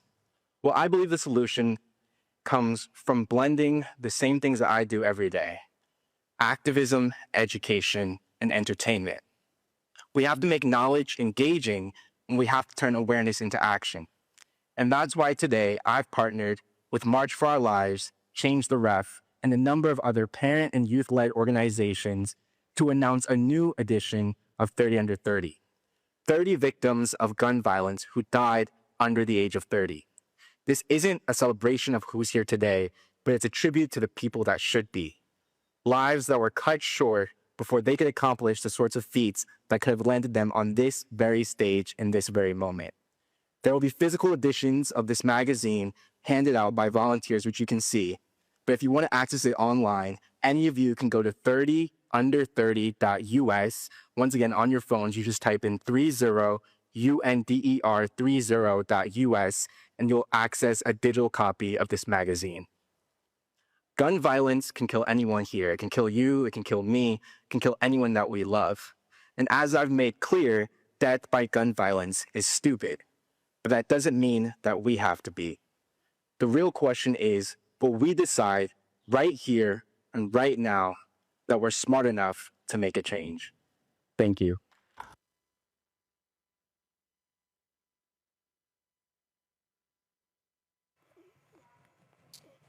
All right, folks, the video froze there, but we have the man himself, Khalil Green, here. Glad to have you here. So, Khalil, you had this conversation. You went about 6.5 minutes. Then what the hell happened? So right after I had the conversation, I went backstage. Everything seemed fine. All the people who were handlers congratulated me, said I did a great job.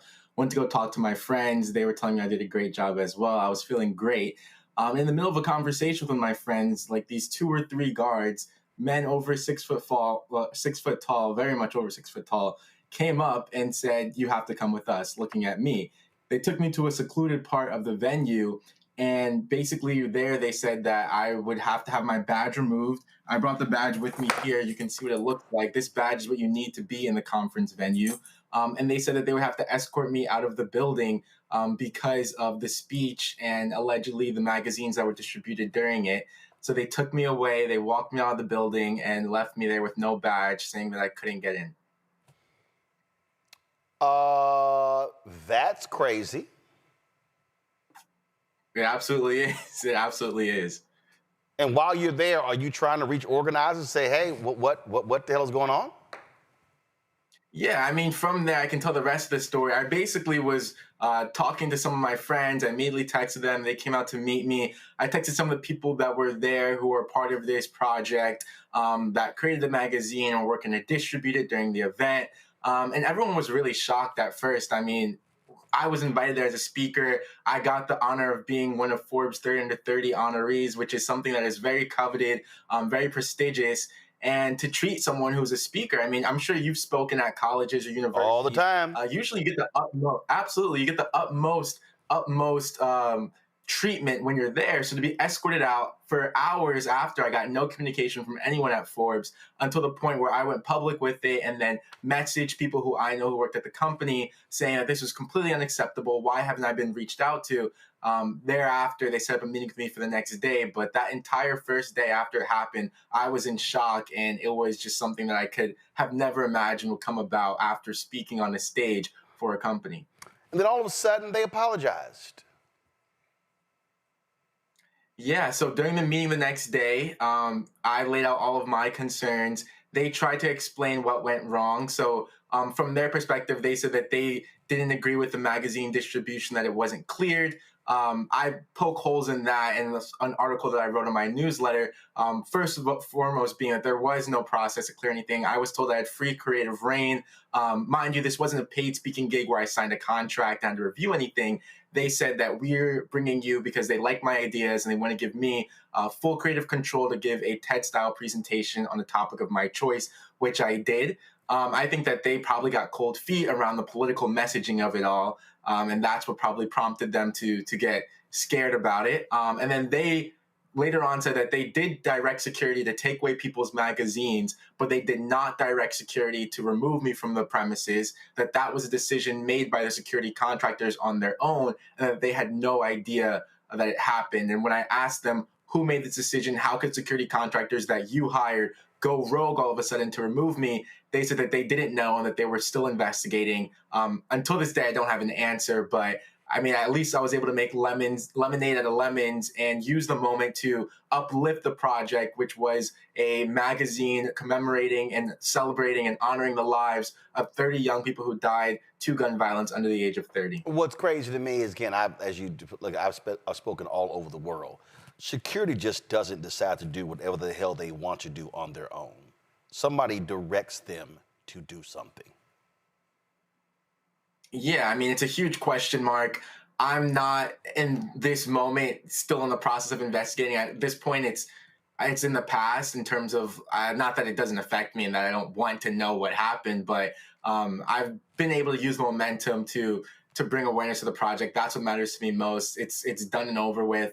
But as you say, there's still a huge question mark. It's still unacceptable, and I still don't have a resolution on who it was that did this. Questions. Let's see. Nola, you first. Can you repeat that? Sorry. No, I'm going. Questions for my panelists. Nola. Yes. Young man, you are beyond impressive and brave. Thank you so very much. So I love that you said you turned, these lemons into lemonade, and you mentioned momentum. And as we are moving closer and closer to the kind of deeper trenches of authoritarianism, where we're going to see more examples of censorship, we're going to see more things, unfortunately, what happened to you. From your experience, what advice would you give to people who are speaking and, at public engagements and something very similar happens? Just from your experience recently, what would you say to others? Well, first of all, I've actually not gotten asked that question since this happened. I think it's a great question, so I just want to say that off the bat. Obviously, this happened all in the context of the elephant in the room being mass censorship that we're seeing across the board, most notably with Jimmy Kimmel being removed from his platform after what he said regarding Charlie Kirk. And like you said, I mean, it's something that would probably happen more and more over the next 3 years, hopefully not longer, but definitely over the next 3 years. And if I had to give 3 pieces of advice, the first one would be just have a community. I told a lot of my friends as soon as it happened, what had happened. They ran out of the building. They were there to listen to speakers. Some of them were there to speak themselves, but they stopped what they were doing to come comfort me, make sure that I was doing okay, as well as talking to some of even the family members of the people mentioned in the magazine that were not at the venue, but still there cheering me on. Just having a community is number one. Number two is having a game plan for accountability. For me, because I am a social media content creator, I was able to go straight to my newsletter on Substack, History Can't Hide, and publish to over 30,000 people immediately. And subsequently now, over 1 million people that have heard about this story, publish and tell them what had happened to me. So I had a game plan for accountability that as soon as something like this would happen, I have a way of making sure that there was pressure and there was movement and organizing to make sure the company couldn't just stay silent on what had happened to me and ignore it. But there were people commenting on their social media. There were celebrities reposting it on their stories on social media. So I had a movement and a game plan to hold the company accountable. And the last thing is just make sure that you're doing okay yourself, like checking on your mental health. Because of the initial fervor on social media and the amount of people that were supporting me, I immediately felt euphoria and that okay, this happened to me, but I have people who are backing me. We're going to turn this into something positive. But it wasn't until the end of the week when everything was over that I really sat down and just realized how heavy it was, and not even necessarily the actual removing of me, which was heavy in and of itself, but the content of my speech was about gun violence. And for the rest of that week, what I had to do is have so many people come up to me during the conference asking what happened, and I was sharing with them my speech and why it mattered. And I was talking about the issue of gun violence and kids who were dying to gun violence repeatedly for 3 days straight after this happened at a scale that I didn't imagine I would have to do. And it took me until days later, the weekend, to realize, okay, we're dealing with something very heavy. You need to chill. You need to check in on yourself because you did a lot and it's time for you to rest. Khalil, kudos to you, brother. I'm so glad you were able to use such a platform like that to talk about the issue of gun violence. I'm personally connected to the kids at Parkland and March for Our Lives, being there on the bus with them that whole first summer of 2018. So the issue is extremely close to me. My question here is that with this added attention, the ultimate goal that you set out was this unique 30 under 30 to highlight and to memorialize and to draw attention to the gun violence that is killing people, especially young people. Where is that movement, not just the magazine, but that list and the push there? Like I know the family and the parents over at Change the Ref, I know they're willing to, they've done so many different, I don't want to call them stunts, but just so many different acts of public disruption. What's the next steps there to continue to drive this awareness you're getting towards the actual issue? Well, candidly, it all goes back to how can we get more people to see this? And I mean, this appearance is definitely one. I want to encourage anyone who's watching me right now to check out the magazine, which you can go see at 30under30.us. That's the number 30 UNDR30.us. They, after the Forbes presentation that I gave, the organizers actually bought out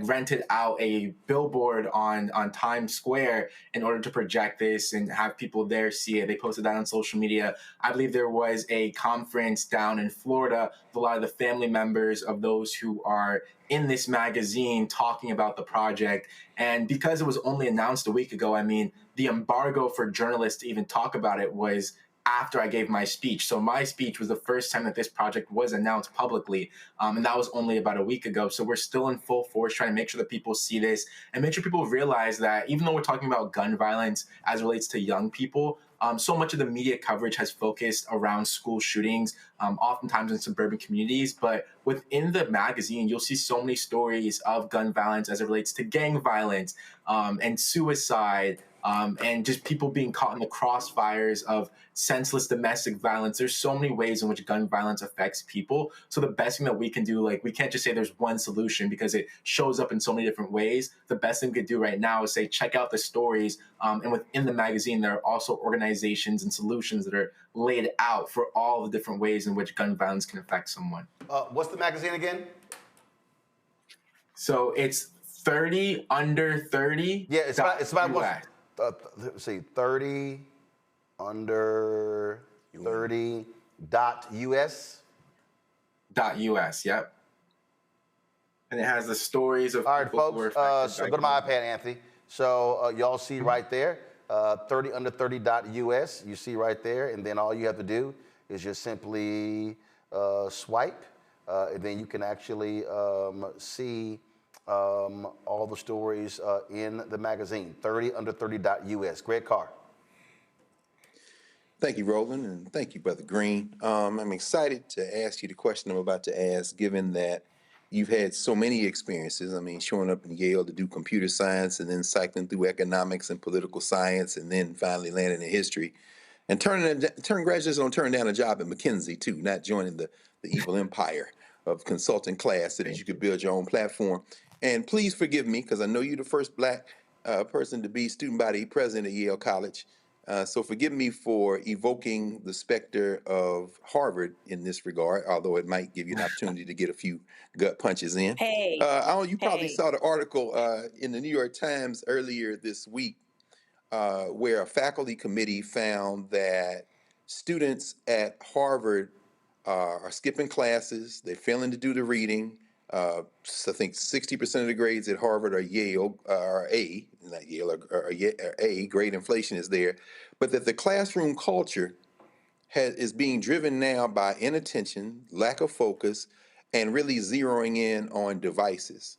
As a thinker who has achieved a great deal of success in cyberspace and who is using digital media to raise awareness and to teach and to study, and as one who understands the challenges that young people have today as it relates to literacy, any thoughts on how we can get young people, and for that matter, everyone who has now got these devices in our hands, to really drill down and regain the discipline and the stamina to do deep study, particularly as it relates to reading? That's also a great question, and it's a question that I seek to answer with the content that I put out, because obviously I make educational content. The effects and the consequences of the pandemic on learning and on people's attention span cannot be overstated, especially when it comes to students. The college students that you're seeing right now spent a full year of their K through 12 education just like not in school, and at the same time probably using TikTok up to 12 hours per day. So that has a lasting effect on people's brain chemistry in a very literal sense. And it means that so many people are lacking the attention span now to then go into college and open up a huge book. There was not only the article that you mentioned, but a big one that came out earlier this year, I want to say in the Atlantic or the New Yorker, just saying that college kids can't read. And it's very unfortunate, but I don't think that the way to solve this problem is to go back to the traditional sort of trying to force people to remove their devices and open up a huge book. I just think the tides of technology and of human progress have gone beyond that. Some people may see that very unfortunately. I do in some senses. And in other senses, I think there's an opportunity here. And I think the opportunity lies in making sure that we make education something that is attention grabbing. That was the point of my speech. I mean, the speech was 6 minutes, as you guys all saw. Thank you for playing the full thing. And on social media, it has over 1,500,000 views, with most of those people watching in full, or at least in a large part. And that's a speech of just me talking, of me telling a story, sharing some facts about gun violence, some stories about people who are victims of it, and directing people to a way that they can make change. And that's something that people don't necessarily associate with social media, right? You might think of just nonsense or dancing videos or fights, whatever you want to call it. But there's a growing class of people like me who are educational content creators. And I think that we're going to be the future, or at least a model for the future of education, and that education has to be entertaining. And it's maybe a sad thing for many, but it's the reality. So invest and support educational content creators, and that way you can disseminate information in a way that's more attention grabbing and that younger people will gravitate towards. All right, then. Well, listen, Khalil, great job. Keep giving them hell, and we need more voices out there doing the work. Yeah, thank you so much for having me. I super appreciate it. And once again, please, please, please go check out the magazine, because the stories in there are very eye-opening, and there's so many statistics that I would have never known without diving into it. And to your point, it's a great way of learning and an engaging way, full of stories and full of ways that you can make an impact as an individual as well. Okay, I appreciate it. Thank you so very much. Thank you. All right, take care. Folks, we'll be right back. Roland Martin Unfiltered on the Black Star Network. This week on The Other Side of Change, we are talking about the government shutdown and how it's impacting our everyday lives, including our pocketbooks. These motherfuckers are crazy as hell. They are willing to shut down the entire government, to force people to pay more in their health care, to subsidize tax breaks for the wealthiest people. You're watching The Other Side of Change only on the Black Star Network.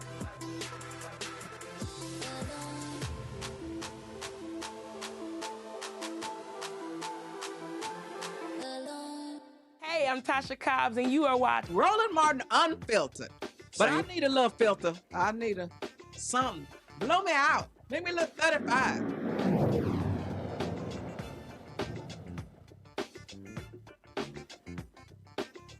Well, Donald Trump has once attacked his enemies, and now he's gone after New York State Attorney General Letitia James. And remember, she's the one who got a conviction against the twice impeached criminal convicted thug-in-chief, and he's been so pissed off by that. And so he appointed an airhead to be U.S. attorney, because the previous one he fired because he wouldn't prosecute this case in James Comey. And so as a result, they've now indicted her in Virginia. Tish James, she knew this was coming, so therefore she had a response for this thug.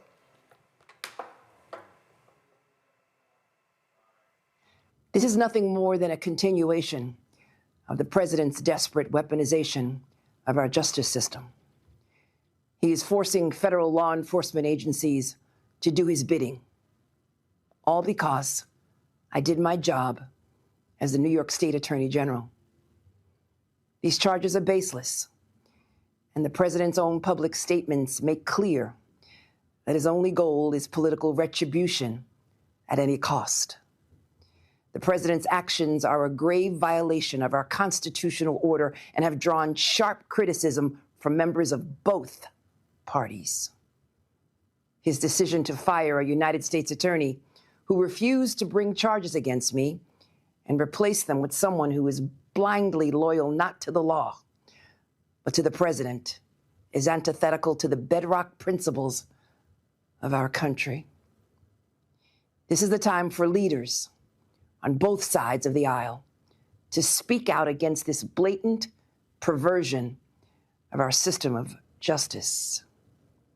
I stand strongly behind my office's litigation against the Trump Organization. We conducted a 2-year investigation based on the facts and evidence, not politics. Judges have upheld the trial court's finding that Donald Trump, his company, and his 2 sons are liable for fraud. I'm a proud woman of faith, and I know that faith and fear cannot share the same space. And so today, I'm not fearful. I'm fearless. And as my faith teaches me, no weapon formed against me shall prosper. We will fight these baseless charges aggressively, and my office will continue to fiercely protect New Yorkers and their rights. And I will continue to do my job. No shock. This happened today. New York Times has a story talking about all the black people who Donald Trump has been going after. Nola, listen, he don't like black folks. The folks he's been firing left and right are black folks. And so it's no shock he's going after Tish James because she held him accountable. As she said, they've affirmed his conviction. And that's what that thug, that convicted felon cannot stand. Absolutely. You know, it's the audacity of how dare you challenge this rich white man, and then you humiliate him, and you actually win. And it has nothing to do with the fact that he violated the law. It's just all about how dare you, black person, especially black woman. And, you know, this isn't anything that we are talking about that isn't already out there for people to see in plain sight. Even before we got here, he was showing us what he was going to do, especially in terms of, you know, how he was going to retaliate with Fani Willis. You know, the list can go on. So where we are right now, it's not a shock to anyone that's here tonight. But here is my concern. My concern is this. While we knew this was coming, none of this is a shock. What is going to be done about it to protect us from his perceived slights or his retribution campaigns, you know, all the things? This is exhausting, Roland, and it's creeping into different parts of everyday life and how Black people are being treated. People think that because they have permission from the top, that they can talk to us any kind of way, they can dismiss us because Donald Trump does it. So my concern is this, and my question is, I guess, hypothetical. What is to be done about this? I thought we were protected minority. This is definitely Greg's territory, but no, we ain't no protected minority. We ain't no protected minority. Listen. Greg knows what I mean. We all saw this, but we all saw this coming. Listen, I'm gonna use a sports analogy, and again, I'm gonna go back to what Barry Switzer once said. He said, if we run the wishbone the way we are supposed to run the wishbone, there is nothing you can do to stop it. He said nothing. Vince Lombardi, the sweep, Vince Lombardi could teach the sweep for 8 straight hours. And the Green Bay Packers ran that sweep every single time. And you know what? You couldn't stop it. This man showed us his evil for 4 years. Mm-hmm. Then he announced, this is what I'm gonna do and bring my evil back. People said, cool, we liked it evil. Now he gets in. They gave us a $1,000 evil playbook. Again, I'm gonna stick with sports. That's the equivalent of Barry Switzer saying, here, I'm giving y'all the playbook. Not the week before the game. They started Project 2025. Jonathan Swan, or Swain, whatever, with Axios, wrote a story in 2021. We did it on this show. In 2020, New York Times did a story. So they told us, they handed us the playbook. 3 years, we gonna do all of this. And folks said, yeah, okay, we good. Come on back, Donald. So Greg, nobody should be shocked what we're seeing happen because they literally said it. The Supreme Court gave him a further green light by basically saying, you got immunity. And you can do whatever the hell. He wasn't even in the Oval Office. The case they ruled on wasn't even a case that dealt with his actions in office. They said, hey man, you got blanket immunity. And he went, oh shit. Oh, I'm good. And they said, oh, we about to run the fucking table. Oh, we about to do, we going, he said, I'm going after your ass. I'm going after your ass. I'm going after your ass. I'm firing y'all. I'm doing tariffs. We don't give a shit. We gonna disobey your orders. We don't give a damn. He gets in, I don't give a damn. If you a federal judge and you rule against us, we gonna ignore you. They say it. All of this, Greg, all of it.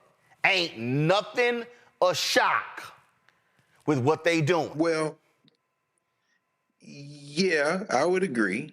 What do you always say? What did you say, LaTosha, tonight, Roland? When we vote our numbers, we win. Let's continue that analogy. All of it true.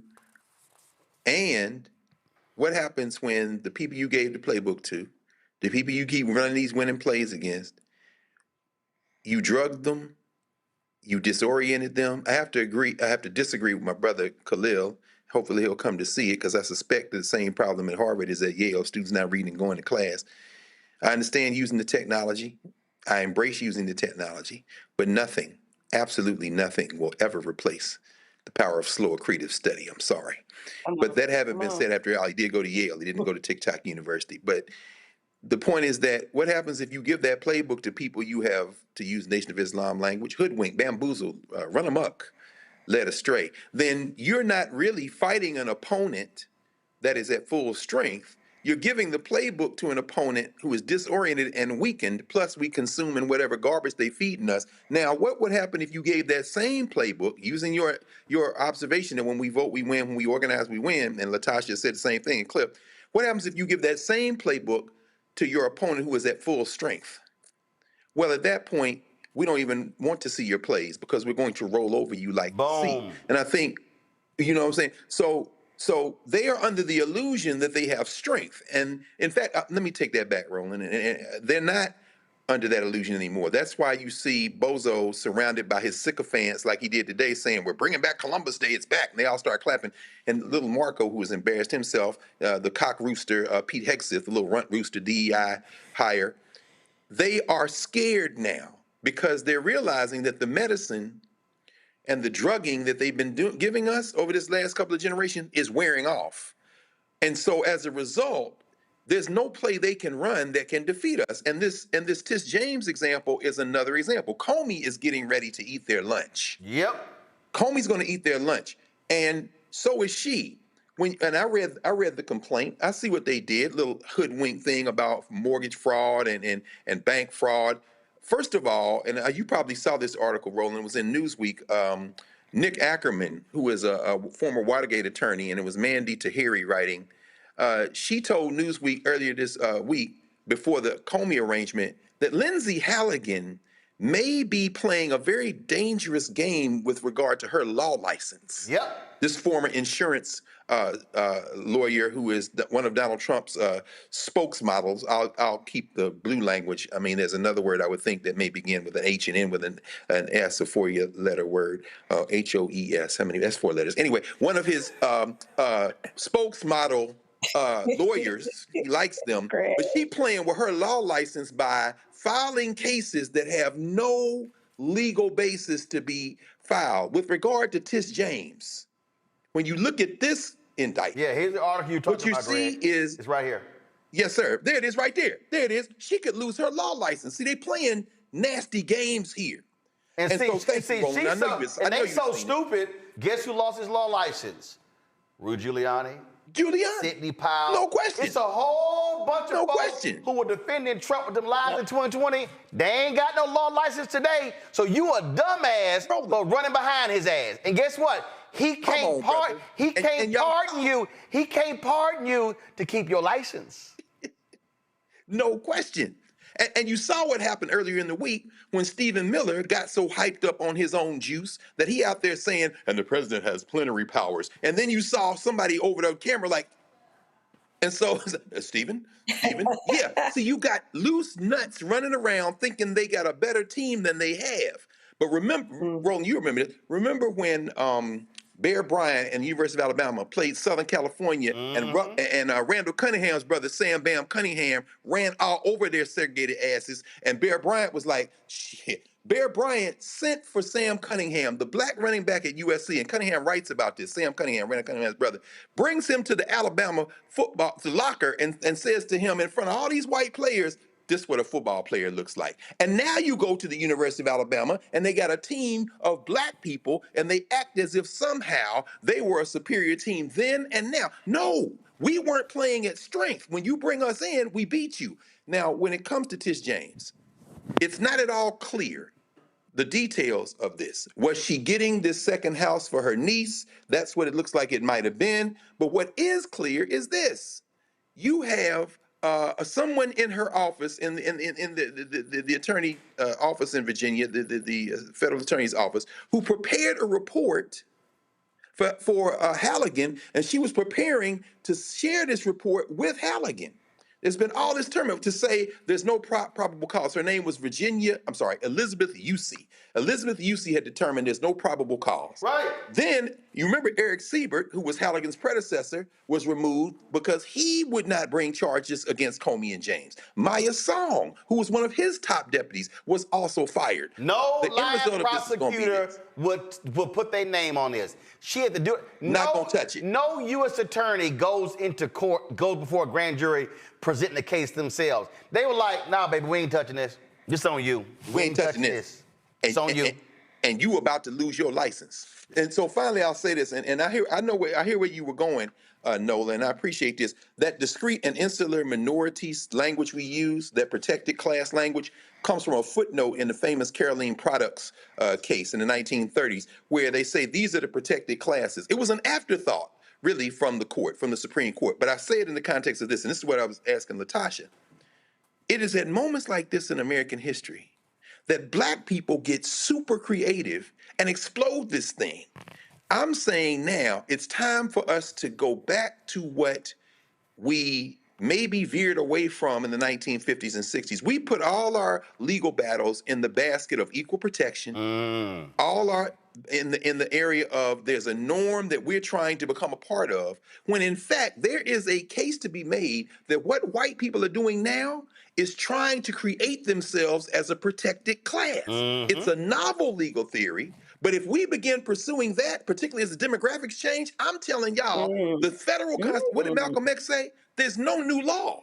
In other words, the 14th Amendment is there. The 15th Amendment is there. What has changed over the years is how judges interpret that law. I'm telling y'all, it's time for us to now create a new heroic age, revive ourselves, and go after these white boys the way we need to fight them. And I think the argument to be made, whether it wins now or ultimately it will win in the long term, white people are trying to create themselves as a protected class, and there is no constitutional defense for whiteness as a protected class. Now they're gonna bat it down in the short term, but buddy, I'm telling you, in the long term, we're gonna look back at this and say this is the moment when we saved ourselves. I don't know about America. I could give a damn about America, but this might be the moment when we finally realize that we just gonna have to have it out with these white boys.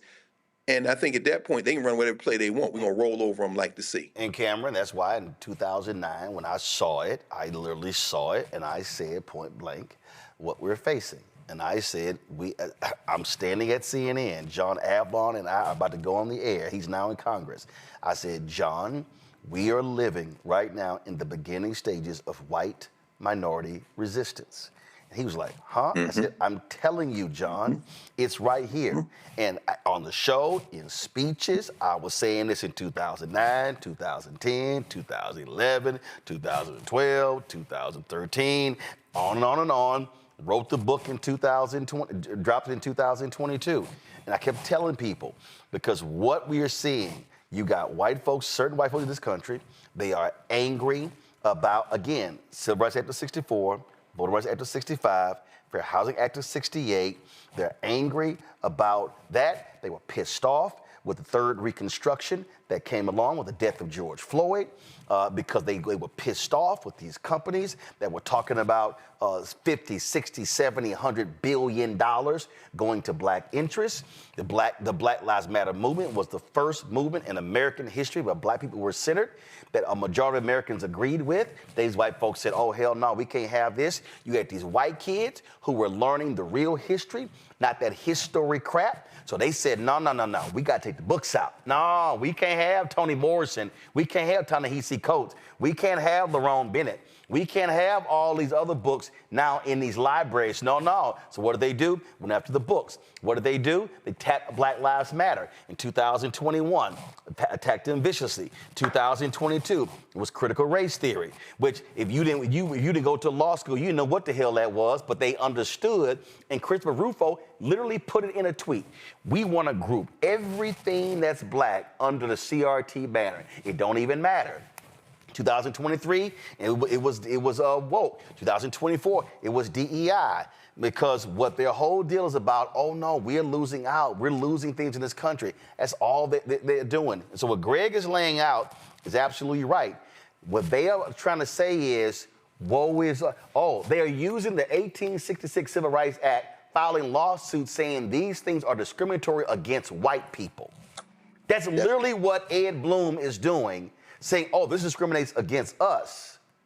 2 white boys in Indiana sued the federal DBE program, saying the federal DBE program is discriminatory against us. Black people get less than 2% of all federal contracts. How in the hell is it discriminatory against y'all? It's a $37 billion program, but the total federal government spend is $700 billion. So their whole deal is, no. We don't need, and of the $37 billion, 78% of $37 billion go to white women. So non-white people only are receiving 22% of the $37 billion.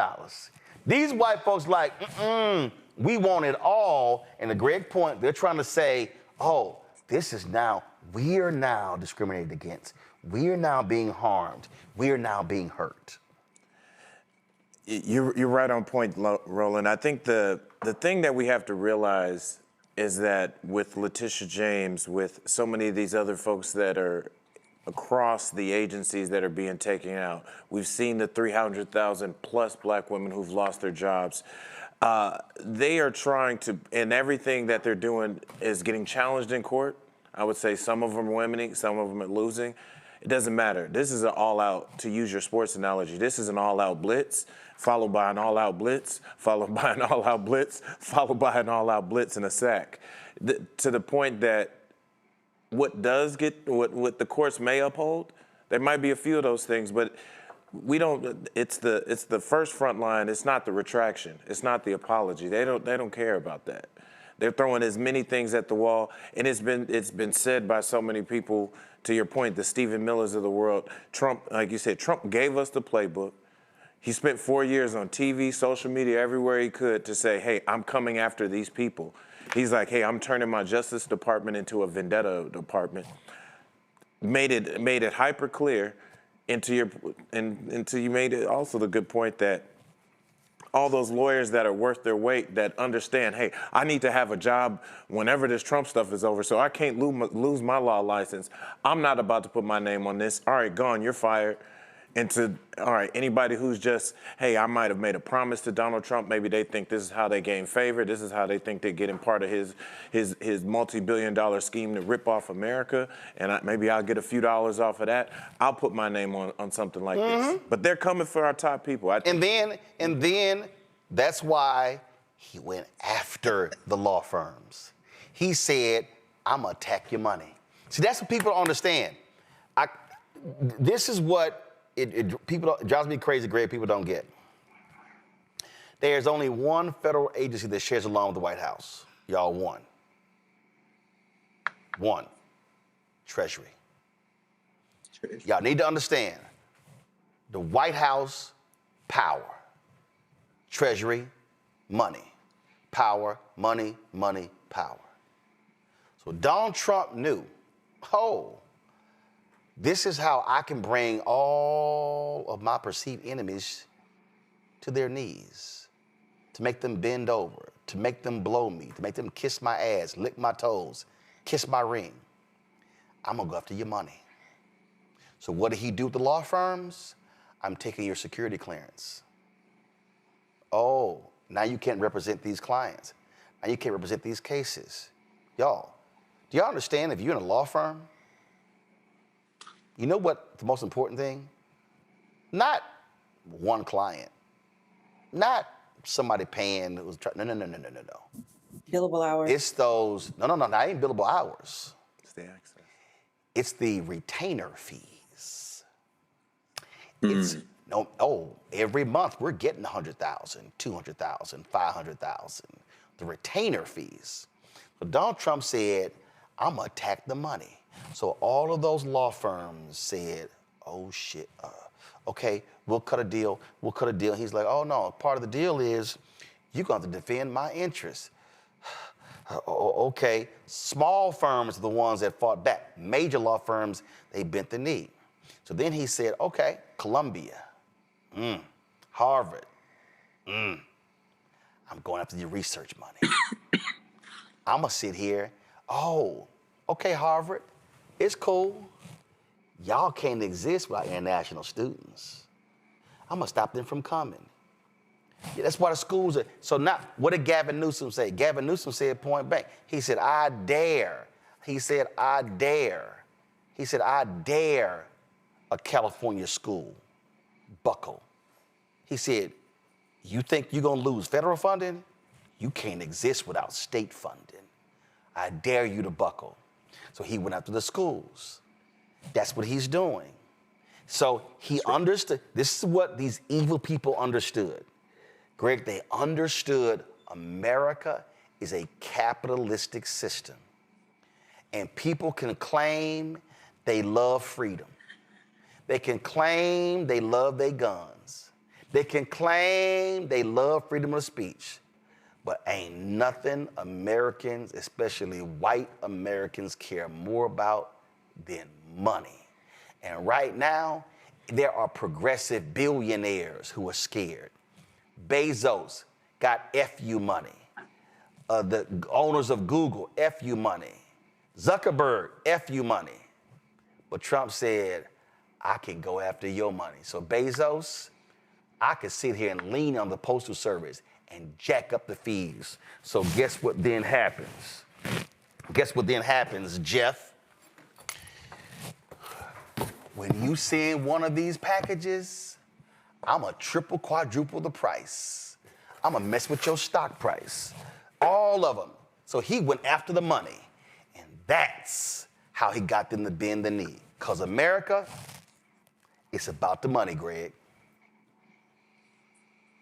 You're right, Roland. I think, and I wish Nola would weigh in on this. Yeah, she got to go. So, Greg, make your point. We'll make a last point. She claimed that she's gonna fit some gumbo, but we'll. My bad. But then I'm gonna hurry up. The United States is in the world, and the global economy, whether it be Temu, whether it be Amazon, ain't the only game in the world, and they want to be globally dominant. I think in the short term, they thought there were still some guardrails and there were still some norms, so they were willing to go along. But as this thing has unfolded, and it's clear, two things are clear. First of all, Trump is mentally unwell, and who knows how long he's going to even be alive. So, I mean, there's that. And then all the forces that putting the batteries in his back, you got a full-bred racist and fascist in terms of Steve Miller and Steve Bannon and them. Then you got Musk and them boys and Peter Thiel and their hand-picked Manchurian candidate, Junior Varsity Vance, who's chomping to get in the chair. They got their own interests. It's falling apart. It's unsustainable. The more desperate they get, the more the money people are like, whoa, whoa, whoa, especially since the world is now working on workarounds. Scheinbaum in Mexico, Canada making deals with the EU, Brazil emerging as a market for soybeans, even as they just sent $20 billion because Besant got a friend down there who put all this money in the Argentinian economy, and now they're going to repurpose that money, and then Mississippi and Midwest farmers got to eat them damn soybeans. The money boys now are realizing, wait, they're getting ready to destabilize the entire global market. So as a result, things are beginning to loosen up. If they've struck a deal in Israel, it ain't got nothing to do with the Palestinians. It ain't got nothing to do with immorality. The money boys, remember Jared Kushner showed up in Cairo earlier this week. The money boys are like, this is terrible for business. And BB, we back you because you got us by the genitals. But right now, you are a pariah state. And you about to mess with our money because the Saudis are in here now. Qatar is in here now. Qatar done gave this fool a plane and basically bought the presidency of the United States. The money is cooling to the idea of domestic U.S. nativism. And as a result, I think there's an opening here for us perhaps to make some advancement to pull this maniac back from the brink. But I do think you're right about the money boys. I just think that that's a conversation that has to be had in a global context, not just the four corners of the United States. And the reality, Nola, what the reason America's had so strong in the foreign policy area is because of the money. But when Nola, when all of a sudden, when you cause other countries to start saying, we gonna bypass y'all, and y'all dependent, y'all are actually dependent, your $30 trillion U.S. economy is actually dependent upon our spending as well, and then we can bypass y'all, oh yeah, the crying will commence. Nola, go ahead and make your comment before you gotta go. Absolutely. And let me just be very clear about this. I just had a Kamala Harris moment. Let me be clear. You know, the rest of the world was already kind of cooling on us to begin with. I'll give you an example. You know, the way that China does business is through development. The way we do business is through security. And there is a case with Niger. We had a security cooperation agreement with them, and they did not like the way that we were doing business. So they told us peace. They say, y'all just coming in here acting just like the French colonizers. Why should we continue to do business with you? So my point is this. Before we got to where we are now, to where, you know, at least 3 toes are in hell, you know, the waters were already cooling towards U.S. everything, right? Our partners and allies were already kind of like side-eyeing us, yes, working with us on things like Ukraine and other projects, but Europe was already talking about its own security for quite some time. What the Trump administration in these, 10 months has done has just escalated that conversation, because people are starting to look around the world. They're looking at different stock markets. You know, they're looking at their bank statements. They're looking at the fact that the U.S. dollar is weakening.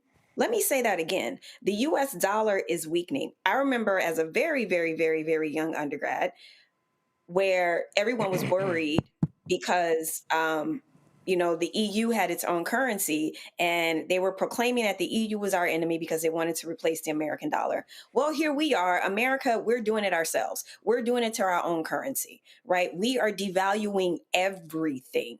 And so I had a conversation recently, this is the last thing I'll say before I got to go and not cook gumbo rolling, is I was having a conversation with an ambassador recently, and she said, the question she keeps going to is this: what is the end goal?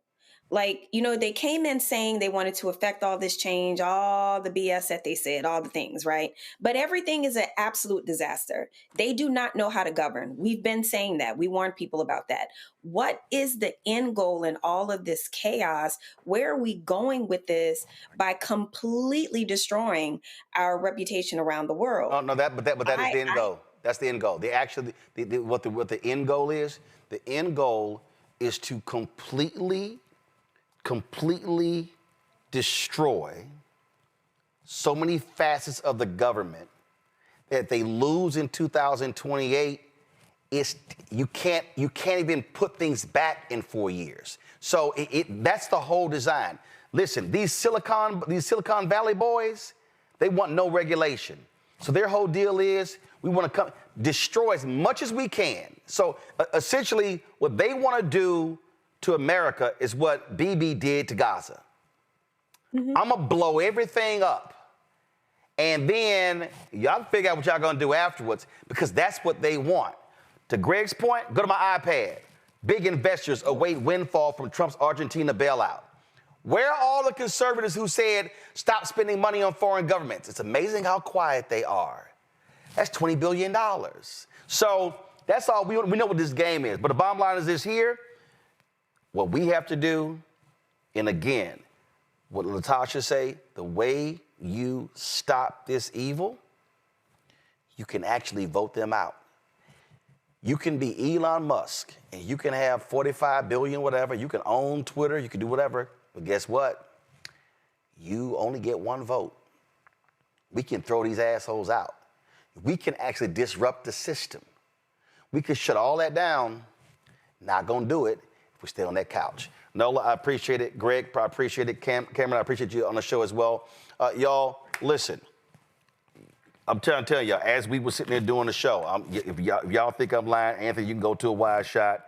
I told y'all, a bunch of people sent us checks. I'm literally sitting here. Come on, go to a wide shot. Come on. I'm sitting here literally, y'all, as we are talking, utilizing the mobile app to deposit these checks. I have to open every envelope. I got to sign the back of them, and I got to see him do that. I've got probably another 30 or so that I have to do. So your support of our show is critical. Listen, I got checks in my hand ranging from $5 all the way to $300, and we appreciate every single donor, no matter how much you give. Y'all, mass media is critically important. Okay, mass media, the ability for us. We had more than 5,000 people watching live tonight. Okay, more than 5,000 people. We're gonna have more. We're gonna restream this show, thousands more watching. Do understand how you use mass media, because you're talking to the masses. This is about us being able to own and control the system, the flow of information. That's what we have to do, and that's what's so important. So I need folk to understand, we got to support our black institutions, because the reality is, ain't nobody gonna be there for us but us.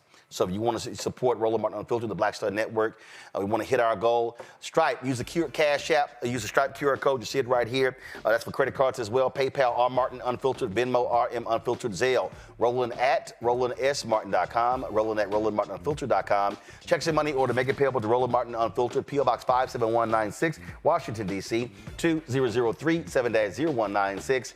Download the Black Star Network app, Apple phone, Android phone, Apple TV, Android TV, Roku, Amazon Fire TV, Xbox One, Samsung Smart TV. Be sure to get a copy of my book, White Fear, How the Browning of America is Making White Folks Lose Their Minds. Get the audio version on Audible, folks. Also, get our Black Star Network Roland Martin Unfiltered swag. Go to shopblackstarnetwork.com for our T-shirts, hats, mugs, and more. You see a QR code there as well. Also, all these black-owned products you see to my left, these products are all available on our site. We've got sauces and relishes. We've got toilet paper. We've got gym wraps. We've got HBCU shirts and book bags and black crossword puzzles and a car washing solution, skincare products. Man, we got artwork, all this sort of stuff. And so support these black-owned companies by going to shopblackstarnetwork.com, shopblackstarnetwork.com. Last night, I had the Investathon for Fanbase.